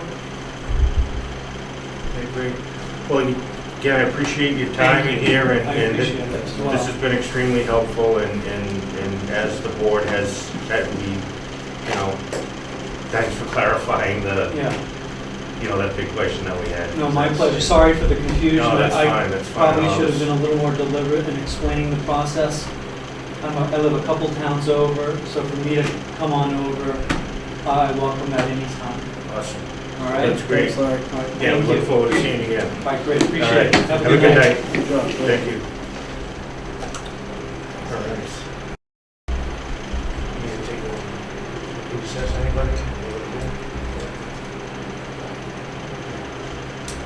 All right, so we got 2 more things here. We can do economic development role or appointments. Maybe we go to appointments first. So this is the fun part, right? Are we gonna act on that yard sale request, Mr. Chairman? No? Pass it off the table. Before we do, I had a I'll have another conversation. one. I had a conversation with him. Appointments, Yeah. should we try to be, Yeah, coincide okay. with the appointments? No, I agree, okay. So let's take the economic development role here. So just to give some background here on this, we had an economic development committee meeting last week, and we were talking again about National Ave property. You know, who needs to lead it, who needs to document what we need to do, what has already been done, what the ideas are. And the consensus of the committee, and correct me if I'm wrong, Gary, was that the direction on how to proceed with this property, or any type of economic development in the town, should be directed from the Board of Selectmen. So the Board of Selectmen would actually outline what they want to achieve and what their goals are, and then assign specific tasks to the Economic Development Committee to do research on. Did I say that right? Yeah, pretty much it was felt, a lot of that guidance came from John, that perhaps this board should put together one person being town manager, or perhaps a small board, or perhaps a town manager, one person from this board, and maybe the town planner, if he has time, I don't know, to look into the best possibilities, how that property can fit the best possibilities of the town. I think that was kind of the direction we were going. I personally would feel that somebody from this board needs to also be involved in that. And then they would answer back to us. And then our role, I think, as we were saying, we look more at the bigger picture of all of that scope, of that intersection down there, and perhaps the downtown, and what are some of the better fits. You know, as you know, some talk came up tonight. We want to make sure that the sewage treatment plant is a good fit for the area as well as the town. You know, so we can just say that, but will that fit there before we go? You know, there's been talk in the past. Some people thought that area should be a big box facility. Some people thought, a doctor's office park would work well there. But, you know, will it? And we're right next to Rowley. And I think Rowley needs to be, we need to reach out to Rowley as to how they see it and where is their, what do they see as a fit for that intersection area? I'm focusing right now on that intersection area because that's where the property is. And I think you'll find that if Peter comes out here, David, that's a big part of how they led us before. You know, we've also, on the economic development team, we've had Zeph Moulton's office sent out a guy at one point who was very helpful. And he's sort of the one that sent us in that direction. And we can perhaps get him out again to visit us. So, but I think what Steve's saying, we want to be sure that that's the role that this board also wants us to take. So, am I correct? Yeah. We're saying we felt that this property should be more under the aspects of this board rather than our board. Right. And our board should be more looking at the larger picture and answering back to this board. Exactly. So, Mr. Chairman, I have a question on that. Sure. So are we talking just specifically this property? Or are we talking about a different role for the Economic Development Committee? Well, I would say for now, it's on the two properties, so 45 Central Street and National Ave. So it's specific, because I was thinking, as you were explaining it, is the role of that committee going to be more reporting back to us more with this, hey, this is where we want to go investigate how to get there. Yeah. Not specific just to these two properties, but everything. Yeah. Was that the Well, the will or pleasure of the committee? I mean, to be honest, right, I don't think, at least since I've been on the board, there hasn't really been any decision to do anything at this point. So, and I don't say that in a bad way or in No. negative way. We just haven't had anything to say, yes, let's proceed, let's go to the board and ask for their approval on it. So for these two properties, the idea was, well, is the Economic Development Committee going to lead the project? With you, Mike, of course, and with John. And the consensus was, no, we shouldn't. It should be led from the Board of Selectmen. However they decide to, whatever their plan is. So if we decide as a board to say, for these two properties, we'd like to create a workshop of 2 selectmen and the town administrator, and get an overall plan together of this property and what steps we need to take, and then, spell that out in terms of what the steps that are required for economic development to research. Town administrator, obviously, to give him direction as well. We need to perhaps follow, like we did with the host agreement, 1 selectman, because then you don't have to declare meetings and this and that.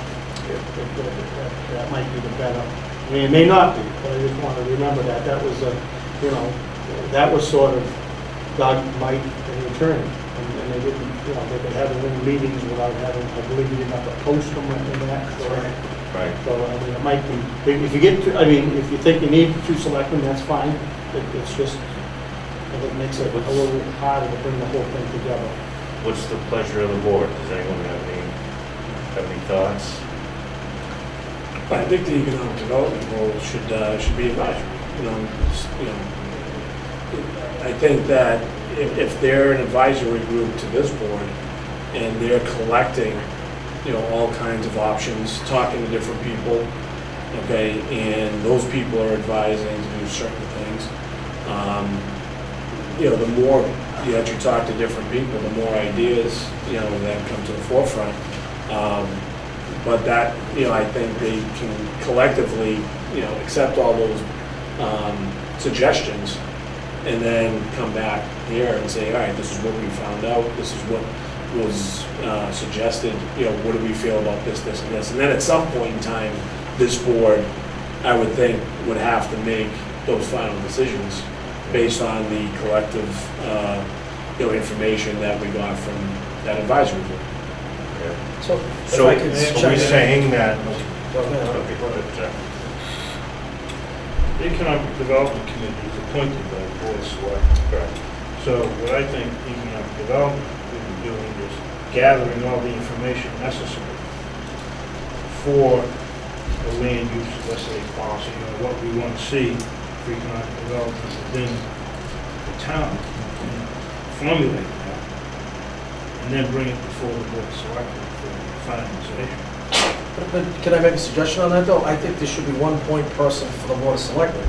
Similar to, like, we've had liaisons to boards, like Joe, myself, we were on school building, who else, Phil, so you had that one person that could say, you know what, rather than just put everything in a bag and bring it to the Board of Selectmen, that person can kind of represent us in a way, kind of like what you did with the... Right, but we have two selectmen on economic development. Right. Are we saying we want to bring that down to 1? Is that for one person to I don't kind of know. be working, I don't know. Well, I think Asking. representation on the board, I think it's good. I mean, I think the way we have it is good, but I think to your point, there should be one point of contact from the board who in the Economic Development Committee can say, here's how we're going to approach this, obviously with the help of Mike and everyone else, but kind of lead these 2 projects here in terms of information gathering and figuring out what, what's the best options, who do we need to talk to in the whole process, and then be able to come back to the board and give a summary report of what our findings were, so we can make a decision as a board.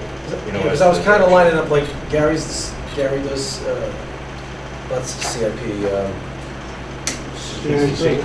but yeah, CPC. I'm affordable housing, right? Doug did the marijuana, so I was thinking, Joe's school building. Which is ending. Yeah. Well, I mean, who knows when that'll crack. I'm just kind of using that as the example. Okay. So I thought that's what you were saying, that the role may change a little bit. You're talking about the role of selectmen, I guess. Right. I think he was Right. talking the role of the economic development committee as a whole, but. I think both, to be honest.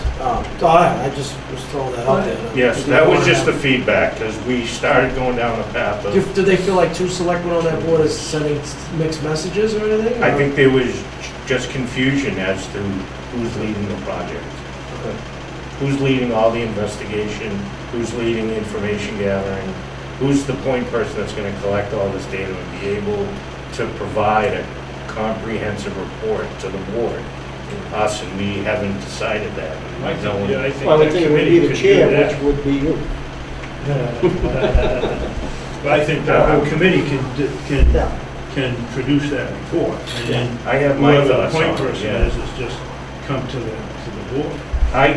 I completely agree. I don't think that our board should get into the details of it. I think that we should do that, but I wanted clarification because they had asked, what's the process? And we really didn't have any. Yeah, I any think insight it's into it. no different than, you know, at some point over the next 2 months or 3 months, I'm gonna be bringing the housing production plan to the Board of Selectmen from from the Housing Trust. Okay. And I'll be here to bring it to you and explain it to you, you know, this is what's gonna happen. So I'm kind of that lead person, you know, again, I'm thinking process, right? You know, Okay. overall process. So, So, okay. Then if we still stay with 2 selectmen, then maybe what we'll do for these particular projects is have a person who's the point, but obviously get input, right, from the rest of the board, or the committee. And if there's any information that we need, we could ask Mike and we could ask the town planner. you know, the other thing too, that Everyone's good with that, yeah. Well, I as far as, I know John has his hands full with planning board. He cannot be the information provider. He's a liaison, but he can't pick up that extra work. And frankly, neither can I. I don't think I heard that. So, no. No, no, he is a member, he's a non-voting member of the committee anyway. So, Yeah. Yeah, so he sort of sets up our agendas and that. And we really need him. If He's you a guys, staff, he's a Without- staff liaison. Yeah. if, well, that's fine. I mean, if there is an overload of work, I mean, I think having 2 members on the board to be able to drive the process, that's probably what we need to do then. Well, the other question I have on that is, who said that 2 out of 5 doesn't make a quorum? 2 selectmen can work with another board together and not have to post. I was, No, they're not. There's no public meeting. Nobody said that. Well, we Yeah. kind of, the attorney kind of leaned towards that. yes, at one point. he suggested I that think we he's have a wrong. hosting agreement, if there was 2 selectmen on there, that you would possibly, that Could be, he said, misconstrued as a. so that's why we went with just the No. one. Because oh yeah, because If I that was the suggested case, we could putting, never talk to each other. Right. I right. I suggested, think it's posting a meeting yeah, that, I think that was if you did it. that, if you said, I'm gonna meet with 2 selectmen and the town administrator at X date, and you posted that. I don't think there's no need to post You're it. right. No, that's what We hired, Gary and I were on committees, we hired people. We did interviews. We I know did, that. 2 selectmen. And I remember that conversation, but I mean, we had the attorney in front of us telling us not to do with that. Mike, can we clarify that, I mean, through the chair, can we clarify that issue?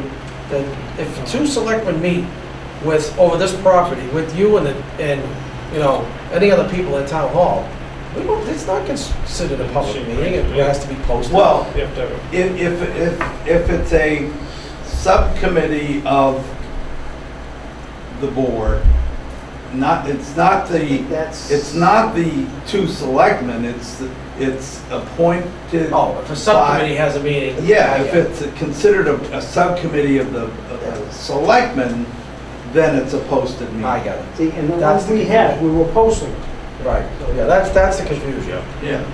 So if Gary and I come in to talk to you and Les about this building, that's not considered a subcommittee of the board. of That's Selectmen. correct. Right, Okay. okay. So- And neither was the marijuana agreement. We never said we're gonna set up a subcommittee to negotiate No. the host agreement. No. So in this case, I think if economic development, a quorum of economic development's gonna meet, Yeah, right? Which is how many people are on economic development right Right now? now it's 5, so quorum of 3. So once 3 people that are on that voting members, 3 voting members, right? Yeah. So if 3 voting members get together, then it has to be posted. Otherwise, it doesn't. I think with that conversation, David, going towards, if we decide the National Ag property, and what Steve said, with economic development, at this point, he feels that that's a better fit here for this board. How to move forward on that property. And you need a, sort of like we did with the host certificate. I don't think we need a subcommittee, maybe we do, but we need some people to manage that going forward. But if we want to, right, if it was, We need a team. if you and Steve met, and you met with another person that's on the Economic Development Committee, you would have to post it. But if it was you two, and Mike, you wouldn't have to. So let's Make it clarify. completely Yeah, because we're not acting as a subcommittee. Right. The Economic Development Committee, the chair is responsible for gathering the information that we need to understand this property and to present it back to the Board of Selectmen. Obviously with help from Mike and John when you guys have time. Yeah, I don't see a problem with that. Well, that's all stemmed, so just to clarify, so this all stemmed from, I gave out a template for all the departments to go in and put what their ideas are, what steps they need to do. And I was told by the town planner that he can't just go and distribute that. It's not our decision as Economic Development Committee to do that, to tell individual departments what they needed. It needed to come from the Board of Selectmen, and that's kind of how we got here today. Okay. So, if we're all in agreement that we can, then that's great. We get the direction from the board and here, and then we can move forward. Can we see the information at the next meeting that's going to be requested? In other words, before we go ahead and authorize that, can we see what that is? Oh, sure. Yeah, maybe we should. Maybe give us a handout, and then we can take a formal vote on it. Absolutely. Okay. Just a suggestion. All right, good. And then with that, it looks like we have some more interest in economic development, and it couldn't have come in a better time with these two properties here. So I know, did you receive interest? Yes, I had 2 letters, I updated the list. Oh, okay. You updated the appointments of those 2 individuals that were interested? Yes, and Matt Barassa, Okay. and John Dugan. I Okay. didn't do up slips for them yet, but I didn't know how the board was going to process, because right now there's 1 vacancy for an Associate, alternate. yeah. Yeah, associate member. Who's vacant? There's an associate member position. Oh, okay, yeah. So outside The way it of, is, the five on the Have we- board again, Yeah. correct? so outside of the vote that we need to take to reappoint people, it looks like that there are 2 members that have a 2-year term that expires in 2018. I'm not sure why we did 2 years and 1, but maybe a discussion for another time. But it looks like Stagger, so that- that everybody wasn't leaving at the Yeah, same time. Gotcha. Staggered. So it looks like that we have more interest now than we have available positions. And I think with these 2 properties, there's a lot of work to get done. I personally think that we should increase the board back from 5 to 7. It started out at 7. I think it dropped back at 5 because there wasn't interest. I think it would be a shame if we told people, no, you can't be on this board. You know, we're finally starting to get some interest in these committees. So I would like to entertain a motion to increase the Economic Development Committee membership from 5 to 7. So moved. Discussion? If I can- Then, who's got the floor? Me? Then I think that we need to make an announcement to the general public that we're looking, if this motion passes, that we're looking for people to serve on the economic development. Probably, not It's out there already. It's on the town It's on the website. town website. It has the vacancies, it has the form to submit. All of the open positions. I don't think we advertise for any other open committees, do we? Well, we always ask for volunteers. So I'm just saying, Sure. we have one vacancy currently and a motion. And I think that the public, general public should be aware in case there's people that look at the town website. So they may be interested. Well, now we have two that are qualified and are in the business. That's not the question, that's what we have, just a point No, I understand what you're saying. procedure. Yep. I agree. I'm glad to hear there's people that are, we just want to make sure the entire community has the same opportunity. That's a good point. Jeff? And I respect that, I really do. But in my time, as a selectman and even going back to my days with FinCom, we're consistently struggling to get people involved in any board, okay? And I find that if we have two people who have taken initiative outside of postings or whatever, we have two people who have taken initiative to send the email, inquire about it. Obviously, they have some fire under them to get involved, specifically in this group. Personally, I even think that we should then go back and say, well, we have to, wait even further for even, more people that might not. I mean, they've taken initiative to do it, and again, we have a tough time filling, boards as it is. I don't think we can personally, just step over these. Yeah, I agree, and I think if we get to the point where we have 3 or 4 or 5 more people want to go on, then we may want to consider as a board increasing the membership, but I don't think that we should pass up on. Nobody's suggesting that, it's a point procedure. I'm not saying you're suggesting it, I'm just making my voice known that I think we have people now, and I think we should go for it, which means that we need to go to this vote. That's kind of the whole idea. And okay, here. Okay, thank you. I think you sometimes need to look at the initiative of someone beyond there, and the initiative to make sure that you make meetings. The reason we went back to a 5-member board was because in order to have a working board, you need to have a quorum. And at 7 members, we were not getting the quorum. And that's my fear. You go back to 7 members, I'm okay with it. Perhaps what we need to do, I'd ask that we vote this down at this time and consider again the next time. Perhaps we let them, the people come to an economic development committee meeting and make sure that they are going to be involved and that they can be there. That's part of the reason why some of these, why we had the associate members. We got people on here that in the past year, I think maybe made 1 meeting. That doesn't help to get to a quorum. It's nice to see your name and say you want to be involved and not taking anything away. But if you're going to have a good working group, you got to have that quorum. And that's why we went back to a 5-member board, and that was at the request, Steve, of the Economic Development Committee to go back to that. Right. Okay, it was a committee that put that forward, not myself. So I would,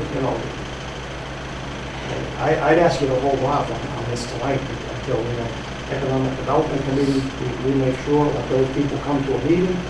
Even if, if we gotta change the time of the meeting, maybe that's a problem. Maybe the timing of the meeting is a problem. I'm not against that. We can do that. But I don't want to go and make this a 7-member meeting, and then the next meeting we have, there's only 3 of us there, and we don't have a quorum, and you can't do that. Can I chime in on that? I think you can do something. You just, there's nothing to be voted on. You can still meet. We do. And still bring back some, Yeah. information back to the board. what are you really voting Yeah, on? this process is gonna be. There's no real votes, It's the gonna be- economic development it's committee gonna be meetings, are pretty they? lengthy. As I said, No, all I'm there asking you to do is Just to like adjourn. the economic development. I'm asking you to Maybe you need to expand your social. reconsider it later, or withdraw the motion so that the economic development committee can at least have some input on it. Didn't we have two more people that we would want to appoint tonight? Yeah, we have these two Yeah. people that, both are legal. Do we have those? Do we have those? I just We put do. an updated list on your, I don't have that email. Okay. put it up on this agenda, and I copied Gary. All right, And if I Any other may, discussion? yeah, Mr. Chair, you know, I will say, I think, as Gary said, I think changing the time would be key. I mean, I know both of these gentlemen, they've expressed interest for a long time. You know, they're both executives at their companies, and I think it would be tough for them to make an 8 o'clock or 8:30 meeting. But both of these gentlemen are highly qualified and would be, you know, good fits on the board, especially with two big projects like this that are going to be instrumental to this town moving forward. all right, so we have motion in a second on increasing the Economic Development Committee membership from 5 to 7. All those in favor? Aye. Aye. Opposed? Yay. Nay. 3 to 2. Motion passes. Okay, so let's move on to the appointments for FY 218. So this is,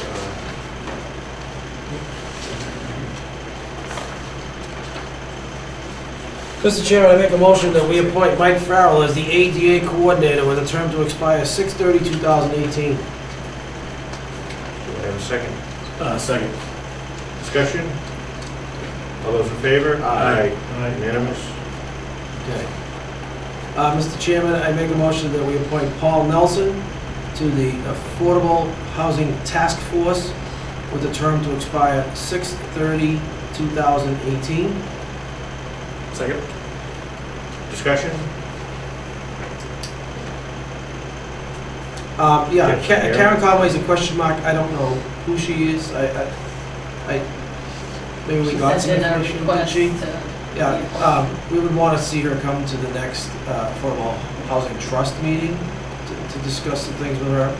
And Heather, I can't remember, that's task force, but she's on too, but we've had joint meetings and I haven't seen her at all. So we want to maybe reach out to see if she still wants to be active for that committee. So, but Paul is definitely active, that's for sure. We already voted that? No, no, second, we're in discussion about Okay, that. sorry. That's all I have on affordable housing. Any other discussion? Do you have something, Gary? No, you're okay. All those in favor? Aye. Aye. Opposed?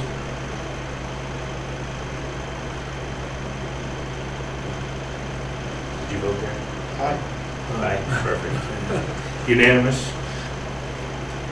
This one I should pass The on. fan, Gary, I'm sorry. Affordable Housing Trust, I should, somebody has to do the Affordable Housing Trust. Mr. Chair, I move that we appoint C. David Surface to the Affordable Housing Trustees. Appointment to expire June 30, 2018. No, 19. Excuse me, 19 is a 2-year? Yeah, we staggered. 2019. Yeah, Chuck wants And it. then also to approve Charles Kelty for June 30, 2019 for the Affordable Housing Trustees. Do we have a second? Discussion? All those in favor? Aye. Aye. Abstained. Unanimous. 4 and 1 abstention. Okay, Yeah, I have Boy, a question on I'll- this. Did you speak with Joe about this appointment? Yes. They're staying in town? He has his house up for sale, he hasn't Right. moved yet, but for right now, he wants to stay on the board. Okay. And then if he moves out of town, then Yeah, these are the 3-year appointments. Mr. Chairman, I make a motion that we appoint Joseph Crane to the Board of Health for the term to expire 6/30/2020. Second. discussion? All those in favor? Aye. Unanimous. Mr. Chairman, I make the motion that we appoint to the Cable Access TV Committee, Stephen Sadler, Charles Kip Dirty, Michael Hinchcliffe, and Kelsey Bresnahan Souza, all with terms to expire 6/30/2018. Second. Discussion? They're all active. Yes. All those in favor? Aye. Abstain. Okay, that passes. We get, we'll do Commission for Equal Access, so that's all of it. There's no, Yeah, we don't have any. maybe we can put out a notice about that on the sign or something. Just, let's see. Okay. Conservation Commission. I haven't heard it on the Richard Mullen. I think he's gone to a meeting, or he's met with Steve Podolsky, but he hasn't gone to a conservation meeting. So I think they want to meet him first. So they want to meet him first, okay. So it looks like we just have Rachel. Rachel as the renewal. Mr. Chairman, I make a motion that we appoint Rachel Bancroft to the Conservation Commission with a term to expire 6/30/2020. Second. Discussion? All those in favor? Aye. Unanimous. And next, Council on Aging. All right, Mr. Chairman, I make a motion that we appoint to the Council of Aging Jacqueline Bennis, Susan Clay, Caroline Sheehan, Corona M. Magner, to the, with terms to expire 6/30/2020. Second. Discussion? All those in favor? Aye. Mr. Chairman, I make a motion to appoint as alternates to the Council on Aging Janice Downey and Darcy Norton with terms to expire 6/30/2018. Second. All those in favor? Aye. Aye. Mr. Chairman, I make a motion to appoint as the Emergency Management Director Donald Cudmore, Police Chief, with a term to expire 6/30/2018. Second. Discussion? All those in favor? Aye. Unanimous. Mr. Chairman, I make a motion that we appoint as Assistant Emergency Management Directors Fred A. Mitchell, Jr., Fire Chiefs Lieutenant Scott Hatch, and Patrolman Dean Julian with the terms to expire 6/30/2018. Second. Discussion? All those in favor? Aye. Aye. Unanimous. Mr. Chairman, I make a motion to appoint to the Emergency Management Team Peter Durkee, Highway Surveyor, Deb Rogers, Health Agent with terms to expire 6/30/2018. Second. Discussion? All those in favor? Aye. Unanimous. Mr. Chairman, I make a motion to appoint Emergency Response Coordinator Donald C. Cudmore, Police Chief, 6/30, with a term to expire 6/30/2018. Second. Discussion?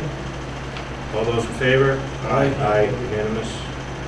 Mr. Chairman, I make a motion to appoint as the Federal Emergency Management Association Director Donald Cudmore, Police Chief, with a term to expire 6/30/2018. Second. Discussion? All those in favor? Aye.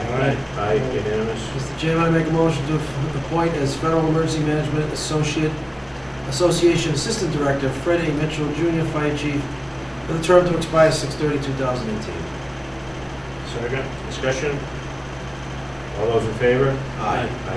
Unanimous. Mr. Chairman, I make a motion to appoint to the Federal Emergency Management Association team member Lieutenant Scott Hatch, with a term to expire 6/30/2018.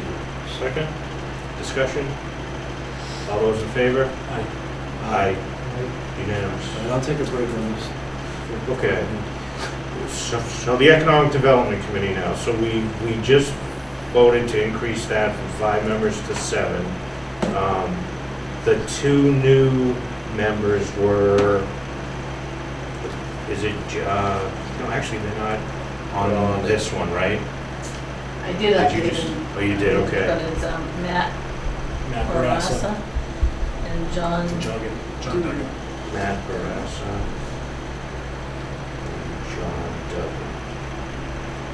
Okay. All right, and then in terms of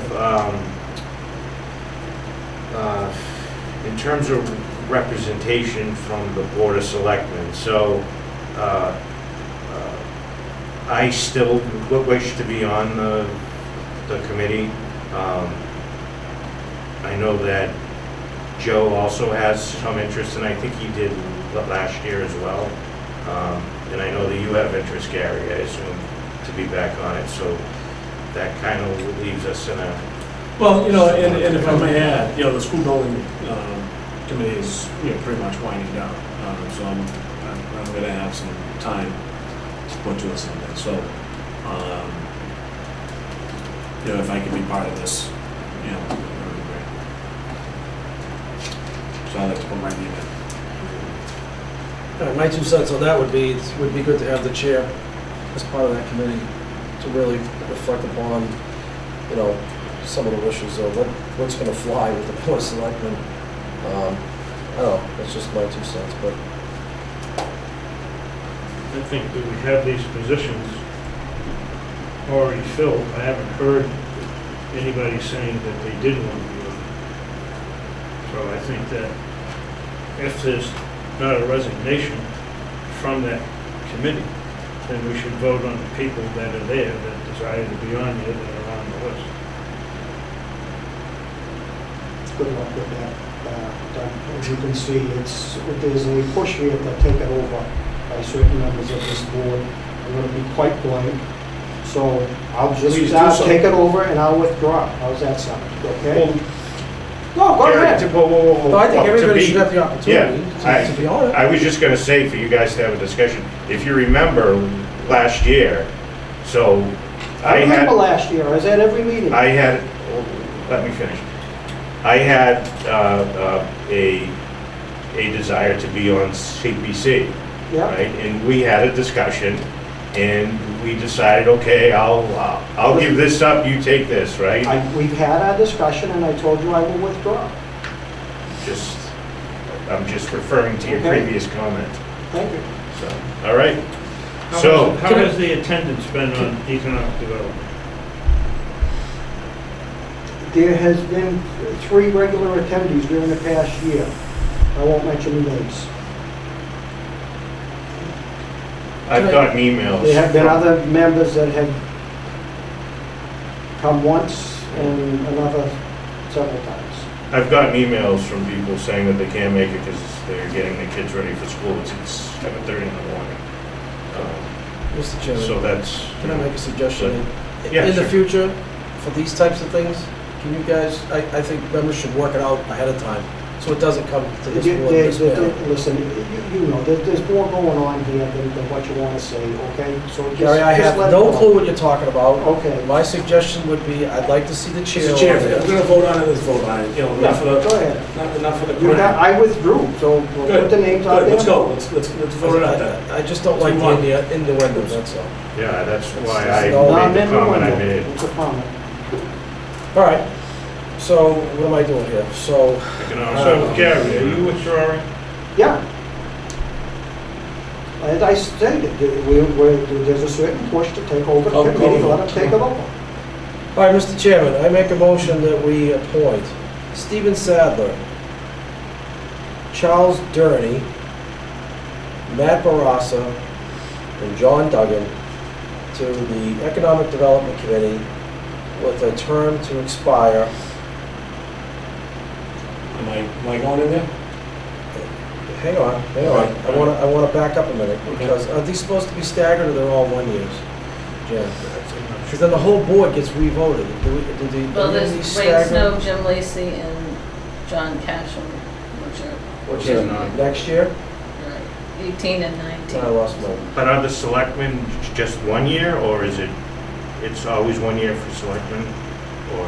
That's just Those were the terms. Those were the you terms. made. Oh, so we have, but those are all non-voting members though, right? Oh, no, I'm sorry. Lacy and Snow are, okay, I get it. But then, so, my motion is not complete yet, and I haven't made my motion. I think we have to discuss, now that we went to 7, we have to talk about the terms, because it's agree. lopsided. right? So if that's the case, then we have 2 voting members out of 7 that have a 2-year term. So I think we should increase that, right? When we increase the terms by at least 2 more 2 years. If it's 7, you'd have 4 and 3. 4 with 2-year terms, Yeah. and 3 with 3-year terms. I mean, I'm sorry, no, 1-year terms. Okay. Can I get a Confused point the of hell out of order? me. You haven't had a second on the names, correct? I never even He made my hasn't motion, I went through my finished. motion. So you're making a motion now on the terms? Right. So my motion would be, Mr. Chairman, we should realign the terms for the Economic Development Committee to be 4 positions at 2 years and 3 positions at 1 year. Do I have a second? Second. I have a question. Is this much? Are the terms for the various appointed boards, are they part of our policy manual? No. I just wanted to make sure we weren't skipping a beat. So there was a second. Any other discussion? Yep. It was seconded by Joe.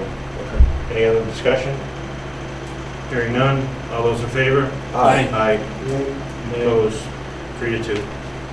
Okay, so now, Mr. Chairman, I make a motion that we appoint to the Economic Development Committee Stephen Sadler, Charles Durney, Joe Bonavita,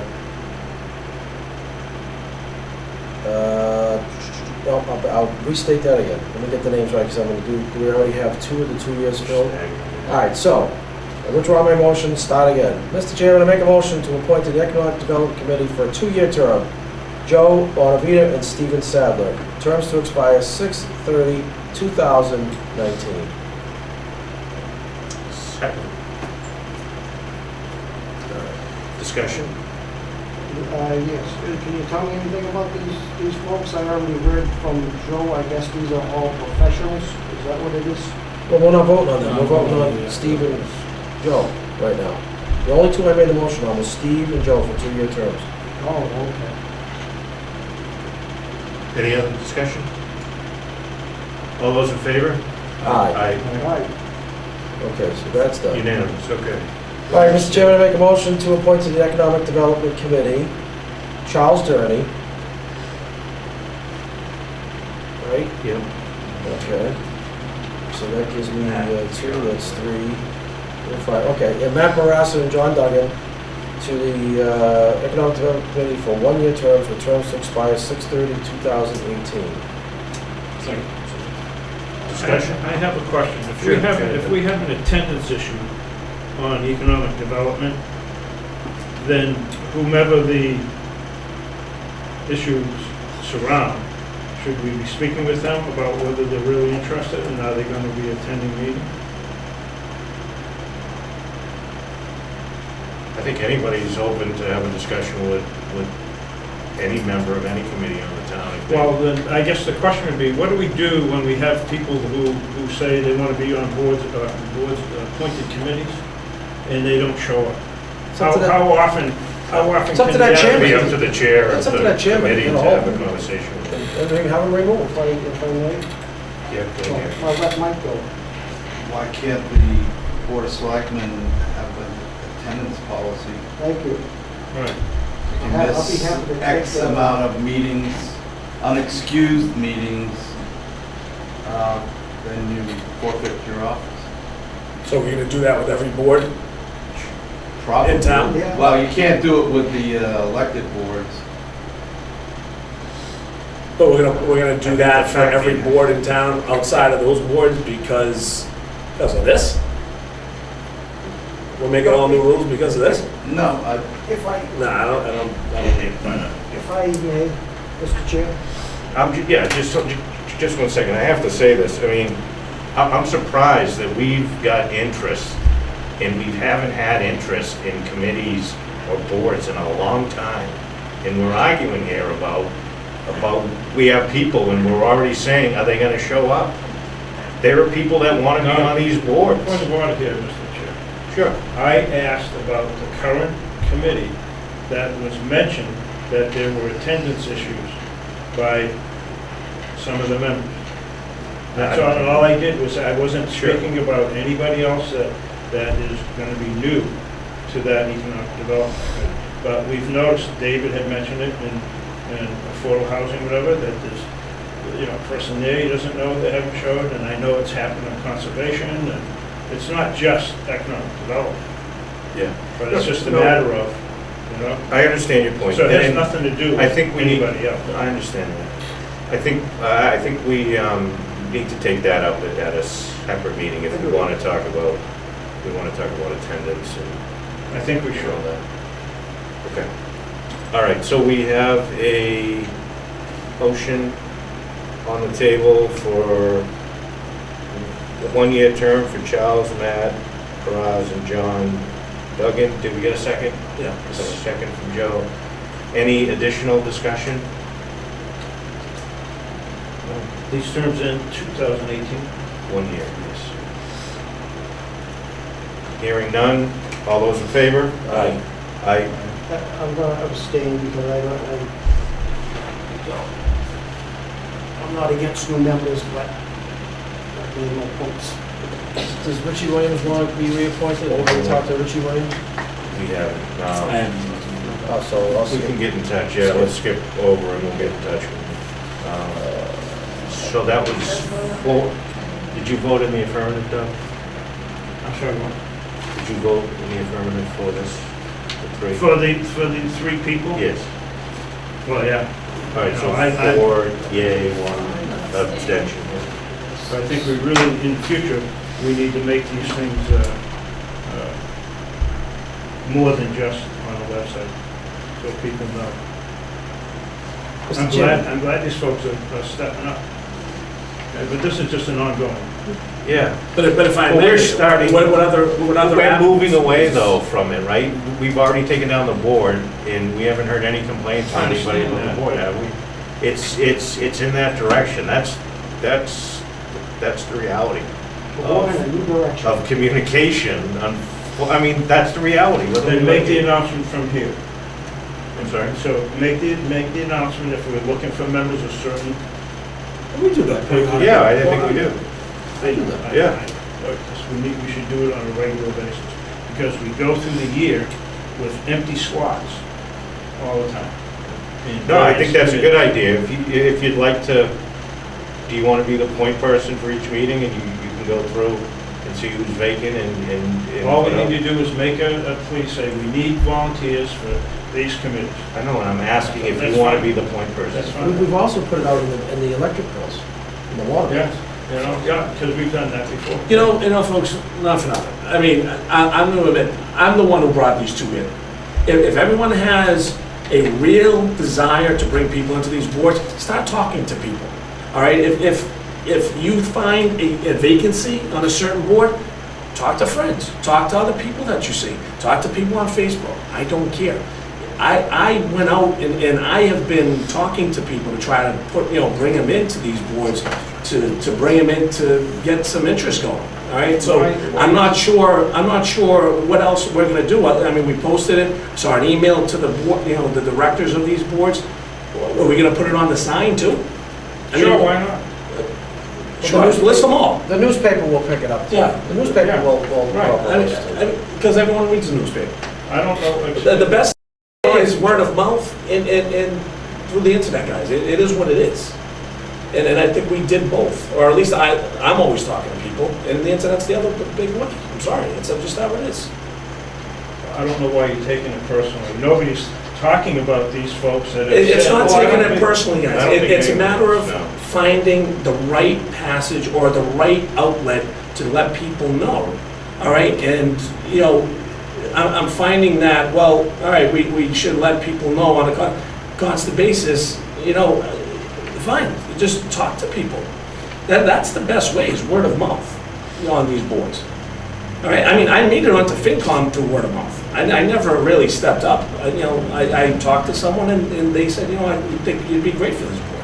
And that's how I But ended to up your there. point, Doug, I think that's a great idea. So if there's a majority or certain constituents that you have where it could be addressed over cable television, then I think that's It has nothing perfect. to do with my contingency. My You folks brought are- up the everybody- point, so I everybody in this assume that town. you know people that won't go online. That's what I took it There as. are people that don't go online. So as I much think it's as a we great do, idea You know? that regardless of What I don't constituents or understand not, is what if the you know personal people in town problem that is. don't use it, then here's a great outlet. And that's why I asked you if you would be the lead on that, to keep track of who's vacant or not on committees, and to tell the public about it during our meetings. It's That's simple fine, as that's that.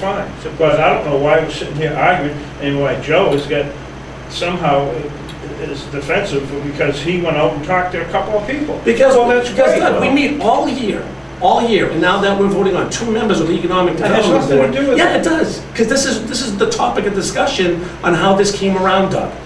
Okay, this is exactly how this came around. We have, how many meetings a year? You know, multiply that by, you know, whatever. And now it's coming up. All right, we haven't discussed appointments at all, I would say, Rest of the year. if I may, Mr. and now all of Chair, a sudden, we're talking about this. We've discussed, Hold on. sorry. I would say that the discussion is well-founded, because I made the point, okay, that this came forward from right here. This did not come forward from the Economic Development Committee, okay? That committee that's there and the faithful members that are there had not even had time to have input on this. But yet, when the one earlier, I kind of made it quite a laugh, because when it came up about a certain member on another one, well, let's hold off on that one because it hasn't been there. Well, you know, you're getting ready to appoint someone that hasn't been there, or you just did. So that's, the discussion, We there's an appointed- end to it. No, I okay? understand your point, but- And I think there's, you know, things are supposed to be out in the open, and we're putting it out in the open. You may That's not fine. like my comments, okay? That's fine. But there's some backdoor stuff going on here. I don't- And I it is, think and you're wrong there. there's no doubt. I think you're wrong there, but if we can all remember though, this point has to be made that the most recent member of the Economic Development Committee was not vetted by the Economic Development Committee members, and I didn't hear one word about why he was attending the meetings. Everyone seemed pretty happy that we had another member. Who's that? So, Charles Gurney. There was no input from He's been on there anyone for a year. except the board. He came to the board and said he wanted to be on the, he didn't talk to the Economic Development Committee. There was no No, well, I was input. going more about the fact of increasing the membership, and It's perhaps, two. and I even We're increasing suggested it, 2 people. that perhaps the board needs to change the dates, so. Well, can I be the voice of reason here for a minute? So Get the I newspapers. have no problem advertising in multiple venues. What problem is that going to create other than maybe get some more interest? So if the 40-somethings in the room or in the town communicate on Facebook, the 50s and the 60s and the 70s somethings maybe still read the newspaper. It won't hurt anything to do it in multiple channels. Doug announcing it at every other meeting would be great. Putting it, I'm sure the newspaper reporters look at this meeting tonight, they'll pick up and say there's multiple openings, so it'll get in the newspaper. By the way, the Georgetown Record is online. Some people read it online too. So the more ways we get it out, it's not going to hurt anything. So that's where the discussion was, and somehow we got back into the Economic Development Committee. And So I don't that's see a fine. problem with just multiple channels. I think as long we need as to put get the this to word out. rest, but I gotta say, I'm taking it personally that the comment about there's a backdoor conspiracy here that's happening. Likewise, and it's happened more than once. It's It's two more ridiculous. people I think that it want to is. get on this board. Two more people that want to get on this board, and we've been struggling every meeting that we've had for I don't know how many years saying, please come and join the community, and we finally get that, and we're doing it in an improper way. Can I tell you- I take offense to that, Can I but tell you how I got there? I was going to the meetings. I wasn't a member, but I went to the meetings. And after a while, when they had people that weren't attending, they said, Gary, would you consider joining because so-and-so wasn't coming? That's how I got there. I got there by attending the meetings and showing interest. Well, my suggestion on that is we appoint these people, and they don't show up, then let the We'll let the chairman of chair that committee come to us and tell us, and Sure. we'll take them off and we'll put new people on. Period. That's all there is to it. All right, so before we adjourn, just go around the table if anybody has anything. Are we stopping on Done. appointments right there? I think that's it, right? Oh, no. Oh, geez. No, No, Mr. Chairman. We get off to go to 11 o'clock. We got a I was a little long way bit to too go. optimistic here, I We guess. got a long way to go. It's the heat again. Blame it on the If heat. you want to stop now, do it next week. Well, we have Once you guys want to keep going, that's fine. Yeah. Do it. Mr. Chairman, I make a motion that we appoint Mike Farrell, Acting Finance Director, with a term to expire 6/30/2018. Second. Discussion? Hearing none, all those in favor? Aye. Aye. Unanimous. Mr. Chairman, I make a motion that we appoint as the Forest Warden Fred A. Mitchell, Jr., Fire Chief, with a term to expire 6/30/2018. Second. Discussion? Hearing none, all those in favor? Aye. Aye.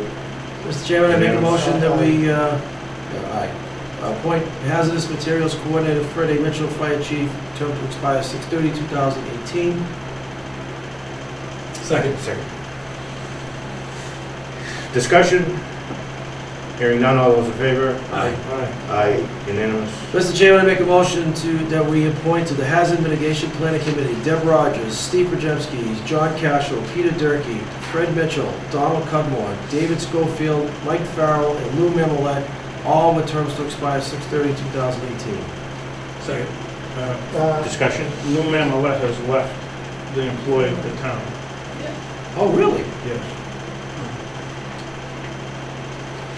So I amend my, there was no second on that, was there? Yes, there was. All right, Mr. Chairman, I make a motion to amend my prior motion and to delete Lou Mammalette, Water Manager, from the original motion with the term that was expiring 6/30/2018. That's a separate vote. So do we have a second on the amendment? Second. Discussion? All those in-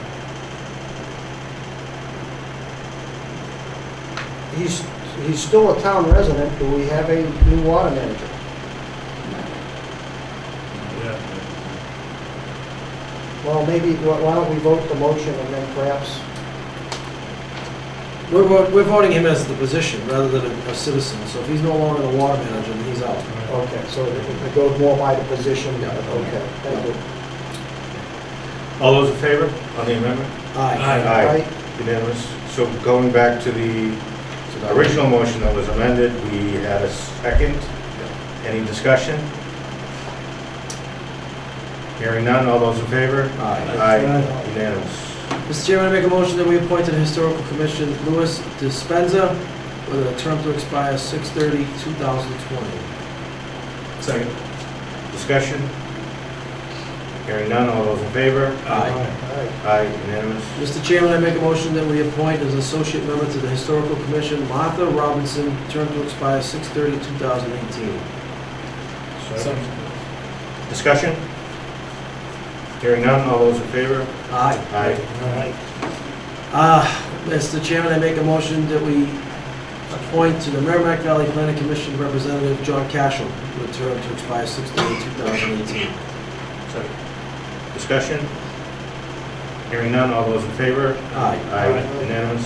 Mr. Chairman, I make a motion that we appoint to the Merrimack Valley Planning Commission representative as the alternate, Matt Martin, member of the planning board, term to expire 6/30/2018. Discussion? Hearing none, all those in favor? Aye. Aye, unanimous. Question before we go forward? Sure. When I look under insect pest control, it says the term ends June 30, 2017 for Deb Rogers, but it's not one of the appointments. It's shaded here for us to review. Oh, yeah, Janet, this one. See that, Janet? In between the Historical Commission and the Memorial Day Committee? Oh, yeah. Mr. Chairman, I make a motion that we appoint as the Insect Pest Control Superintendent Deb Rogers, term to expire 6/30/2018. Second. Is it a 3-year term? Oh, sorry, It's a 3-year. 2020. Sorry. Do we have a second? Second. Discussion? Hearing none, all those in favor? Aye. Aye. Unanimous? You know, why couldn't we just make those in the future as virtue of their employment? We actually have to, it's crazy. Anyway, Well, this is my favorite one. the Mobile Food Committee, so Mr. Chairman, I make a motion that we appoint to the Mobile Food Vendor Committee Donald Cudmore, Peter Durkee, Les Godin, Deb Rogers, and Freddie Mitchell, all with terms to expire before the ice cream melts, 6/30/2018. Second. Discussion? Yeah, what is that? That's for It's food trucks. For like ice cream Food trucks. Fat Belly Barbecue. Yeah, Like if they're in compliance, yeah. Oh, okay. Any other discussion? Hearing none, all those in favor? Aye. Aye. This Unanimous. one's really important, especially for American Legion Park. Mr. Chairman, I make a motion that we appoint to the Northeast Mosquito Control, mosquito larviciding and spraying. She can do it all herself. Deb Rogers, with a term to expire 6/30/2018. Second. Discussion? Hearing none, all those in favor? Aye. Aye. Unanimous. This one's interesting. The OPEB, Other Post-Employment Benefits Trust Trustees, I make a motion to appoint Ann Gill, Mary McMenamy, Joe Bonavita, Ed Dobie, and Mike Farrell, all with terms to expire 6/30/2018. Second. Discussion? How much money you got in there to work with? 50? 50,050. Oh, okay. Maybe we should start funding it. Now, does this committee, just a question on this, does this,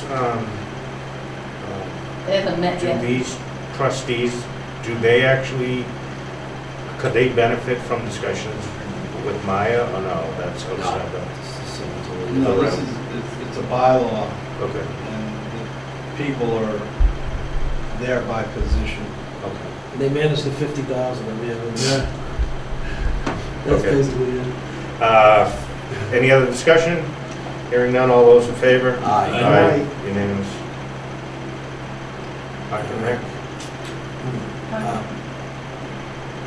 Do we want to, is there any, I haven't heard from them. I assume that they all want to be reappointed. The only one is that Heather, the priest, I haven't heard that she's attended a couple meetings. She hasn't made a decision yet whether she would like to be appointed. She hasn't made it. Mr. Chairman, I think we should reach out to this committee to see who wants to come back. I would agree with that. My suggestion. And I'd say the only reason for that is that we've heard at public meetings that people are getting burnt out, right? Well, and I was gonna say, Jim Demento specifically said that. Yeah, you know, yeah. on TV. And I've also heard from other members. Yeah. Just make sure that these guys Yeah, will come back. Okay. All right, so, Mr. Chairman, I make a motion that we appoint the following to the police department. As Lieutenant Scott Hatch, Patrol Sergeant Kevin DeFio and Derek Jones, Detective Sergeant James Rodden, Detective Adam Raymond, Patrolman Dennis Sullivan, Matt Capalucci, Philip Lebansky, Joanne Ballard, Henry Olfalszewski, David Rosquet, all with terms to expire as the 6/30/2020. Second. Reserve Subcommittee. Do we have a second from Doug? Yes. Yep. Discussion? Hearing none, all those in favor? Aye. Aye. Unanimous. All right, Mr. Chairman, I make a motion to appoint to the police department as reserve officers the following I names. have a couple changes. Okay, what do you got? Which one is it? Rodriguez and Martell. No, Martell, I took him off the list, but the chief asked to add Jay Martell to add him back on. But for their terms to just be for 3 months. All right, Henriquez, Jonathan Henriquez, and, Navaldo Rodriguez. oh, Rodriguez, I'm sorry. To, 9:30? Yeah, 9:30. of 17. All right, so we'll leave those alone, we'll do those separately. And who was the other one? Jay Oh, Jay Martell. Martell. I had removed, he asked me to remove him earlier in the day, and then he asked later to make them. Mr. Chairman, I make the motion to appoint to the following reserve officers to the police department. Mark Anderson, Tyler Duchesne, Joanne Malone, Dean Julian, Heather LaFreve, Jonathan Henriquez, Jason Puglisi,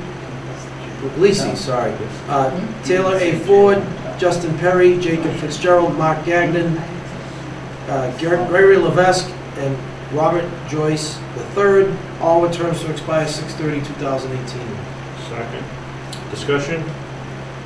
Hearing none, all those in favor? Aye. Aye, unanimous. Mr. Chairman, I make a motion to appoint the following to the police department as reserve officers: Jay Martell and Nevada Rodriguez, with terms to expire 9/30/2017. Second. Discussion?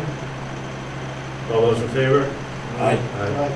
Unanimous. Okay, Mr. Chairman, I make a motion to appoint as animal control officer Derek Jones, with a term to expire 6/30/2018. Second. Discussion? Hearing none, all those in favor? Aye. Aye, unanimous. Mr. Chairman, I make a motion to appoint the assistant animal control officers as Dean A. Julian, Reed Wilson, terms to expire 6/30/2018. Second. Discussion? Hearing none, all those in favor? Aye. Aye. Mr. Chairman, I make a motion to appoint Donald Cudmore as constable, with a term to expire 6/30/2018.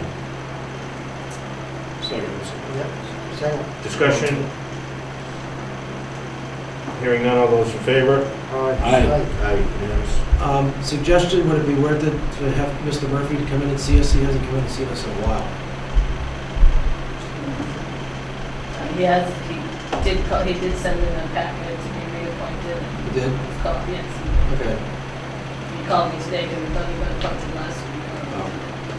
All right, Mr. Chairman, I make a motion to appoint as constable Arthur Murphy Jr. with a term to expire 6/30/2020. Second. Second by Mr. Dawes. Discussion? Hearing none, all those in favor? Aye. Aye. Mr. Chairman, I make a motion to appoint as harbor master Donald Cudmore with a term to expire 6/30/2018. Second. Discussion? Hearing none, all those in favor? Aye. Aye. Unanimous. Mr. Chairman, I make a motion to appoint assistant harbor master Tyler Duchesne with a term to expire 6/30/2018. Second. Discussion? Hearing none, all those in favor? Aye. Mr. Chairman, I make a motion to appoint as school crossing guards Kenneth Woodbury, George Comiskey, Joseph L. Bouchard, and Larry Mintz, all with terms to expire 6/30/2018. Second. Discussion? Hearing none, all those in favor? Aye. Aye, unanimous. We make a suggestion this would be a good place to stop and resume at the next meeting. Let's do a time check. It's 9:46, yeah. Let's see, Those are the most significant in terms of running the town at this point, right? I'm okay with that. When's our next meeting? 26? It's the 26th, so we're gonna be good. Okay. All right. So that is the end of, so if we want to go around the room, does anyone have anything? Mr. Dodds. No, just nothing, just that the Substance Abuse Advisory Panel has met a couple of times, and we have finally decided on a mission statement. And we do need to talk with somebody from the Communication Committee regarding possibly having a spot on the website, Okay. you know? Yeah. Where we can click, because we're getting into that, getting ourselves made known portion. Okay, so on There is a page the on the website already. website. It is? There it is. When did you lose it? 3 months ago? Yeah. If you want any Facebook posts and stuff, just shoot an email to Kevin Okay. and he can take care of that. So, All right. good, No, good. Because we were thinking of maybe having a link you click to our little page off of, is that what you have in there? Well, it's on the town website as a board, substance Oh, abuse, okay, and you okay. can But click if on you it, but you click can it, it put, doesn't go anyplace, right? no, but it has a list of the members Okay, and all your right. meeting dates and All right, we'll all go your forward minutes with are that, there. Okay. So, If you yeah, have- that's going well. If you have, your goals, that could be put up there. Oh, for okay, sentiment. yeah, all right. Yeah, so that's going well, we're moving forward and making sure we get it right. Okay, great. Okay. That's great. That's good to report. Joe? So first and foremost, thank you very much. I certainly appreciate it. Did a great job tonight. So as everyone saw, Phil Trapani was supposed to be present tonight. We skipped over him because I met with Phil, and I've been going through everything that we need to go through for strategic planning. I'm pretty much done. What I'm going to be doing later on this week for the board is firing you guys off your individual sections that you are going to have to work on. Okay, so as collectively, as a board, we're going to have to bring this all together for Phil and present it to Phil, so then he can get that information and complete what he has to complete. My intention is to, kind of quadrant off certain portions, of what he gave me, and everyone's going to have to work on that. And my hope is that everyone will have a completed,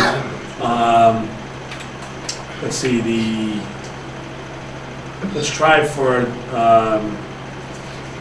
the Wednesday, what's the date, the Wednesday before our meeting? 24. No. No, it'd be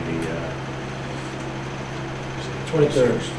23rd. So if we can get that to me by 21st. Wednesday the 21st, if not possible. You're gonna have to, kind of put some time aside. It's not gonna be a short exercise. But Phil has asked us on numerous occasions to get this completed as a board so he can complete what he has to complete. So we have some work ahead of us to get this to Mr. Trapani, and I've promised him that we would certainly work on it, okay? Sure. So I will get that out to everybody. Everyone's on email, but I'll have to print off and I'll put it in your box. Yes? I got a minute. That- That's right? Okay. So I'll get that to you as well, but everybody else I'll email that, your portions, okay? Okay, All right, great. That's based on this list that he. Correct. Yeah. There's a lot of stuff. Yeah. Just I to don't say, have great job done on the ceremonies, the parade, the commemorative march. Oh, We did have one individual tickets fall. I did follow up with him, and he was doing okay. He said, hate to see what the other guy looks like, but I guess he's doing better. I did call him that night, so that's how he was great. doing. I've been touching, he's doing well. He got 4 stitches. Yeah, Yeah, the little concussion. yeah. Well, he went down. Yeah. Wow, yeah. Bounced right off the pavement. Because he didn't realize he was stepping off the curb. Right, right. And he lost his balance, took out Peter. Oh, Peter's got a big road rash on his arm. We're down to about how many riflemen for the ceremonies this Well, point? We need to knock them thankfully, out. Peter Durkee was there to fill in. Yes. Yeah. You know? So, yeah, so it was. So, good I job, appreciate Doug. your comment. That's very good done. Are you Good job. looking for more members to help with that? To help with For Memorial Day? No, that's all done between the VFW and the American Legion. Yeah, okay, because, there were some people that had asked me about that, did that certainly before, so. Oh, well, I mean, they can certainly contact us about joining the American Legion and the VFW. It was great to see Father Burton there too, by the way. What's Thank that? you. Great to see Father Burton. Oh, yes, it was. That's all I have. Gary? Nothing. Yeah, I just want to say I attended the Beauty and the Beast play at the Pembroke School last Friday, and I think the kids did an outstanding job. I was impressed by just the commitment and the show that they put on. It was really a great production, and I think Mr. Bonavita's daughter has a career either on Broadway or in show business. She was the lead. She did a great job. Thank you. That's all I have. Entertain a motion to adjourn. So moved. All those in favor? Aye. Good night, everyone. We go on. Thanks, sir.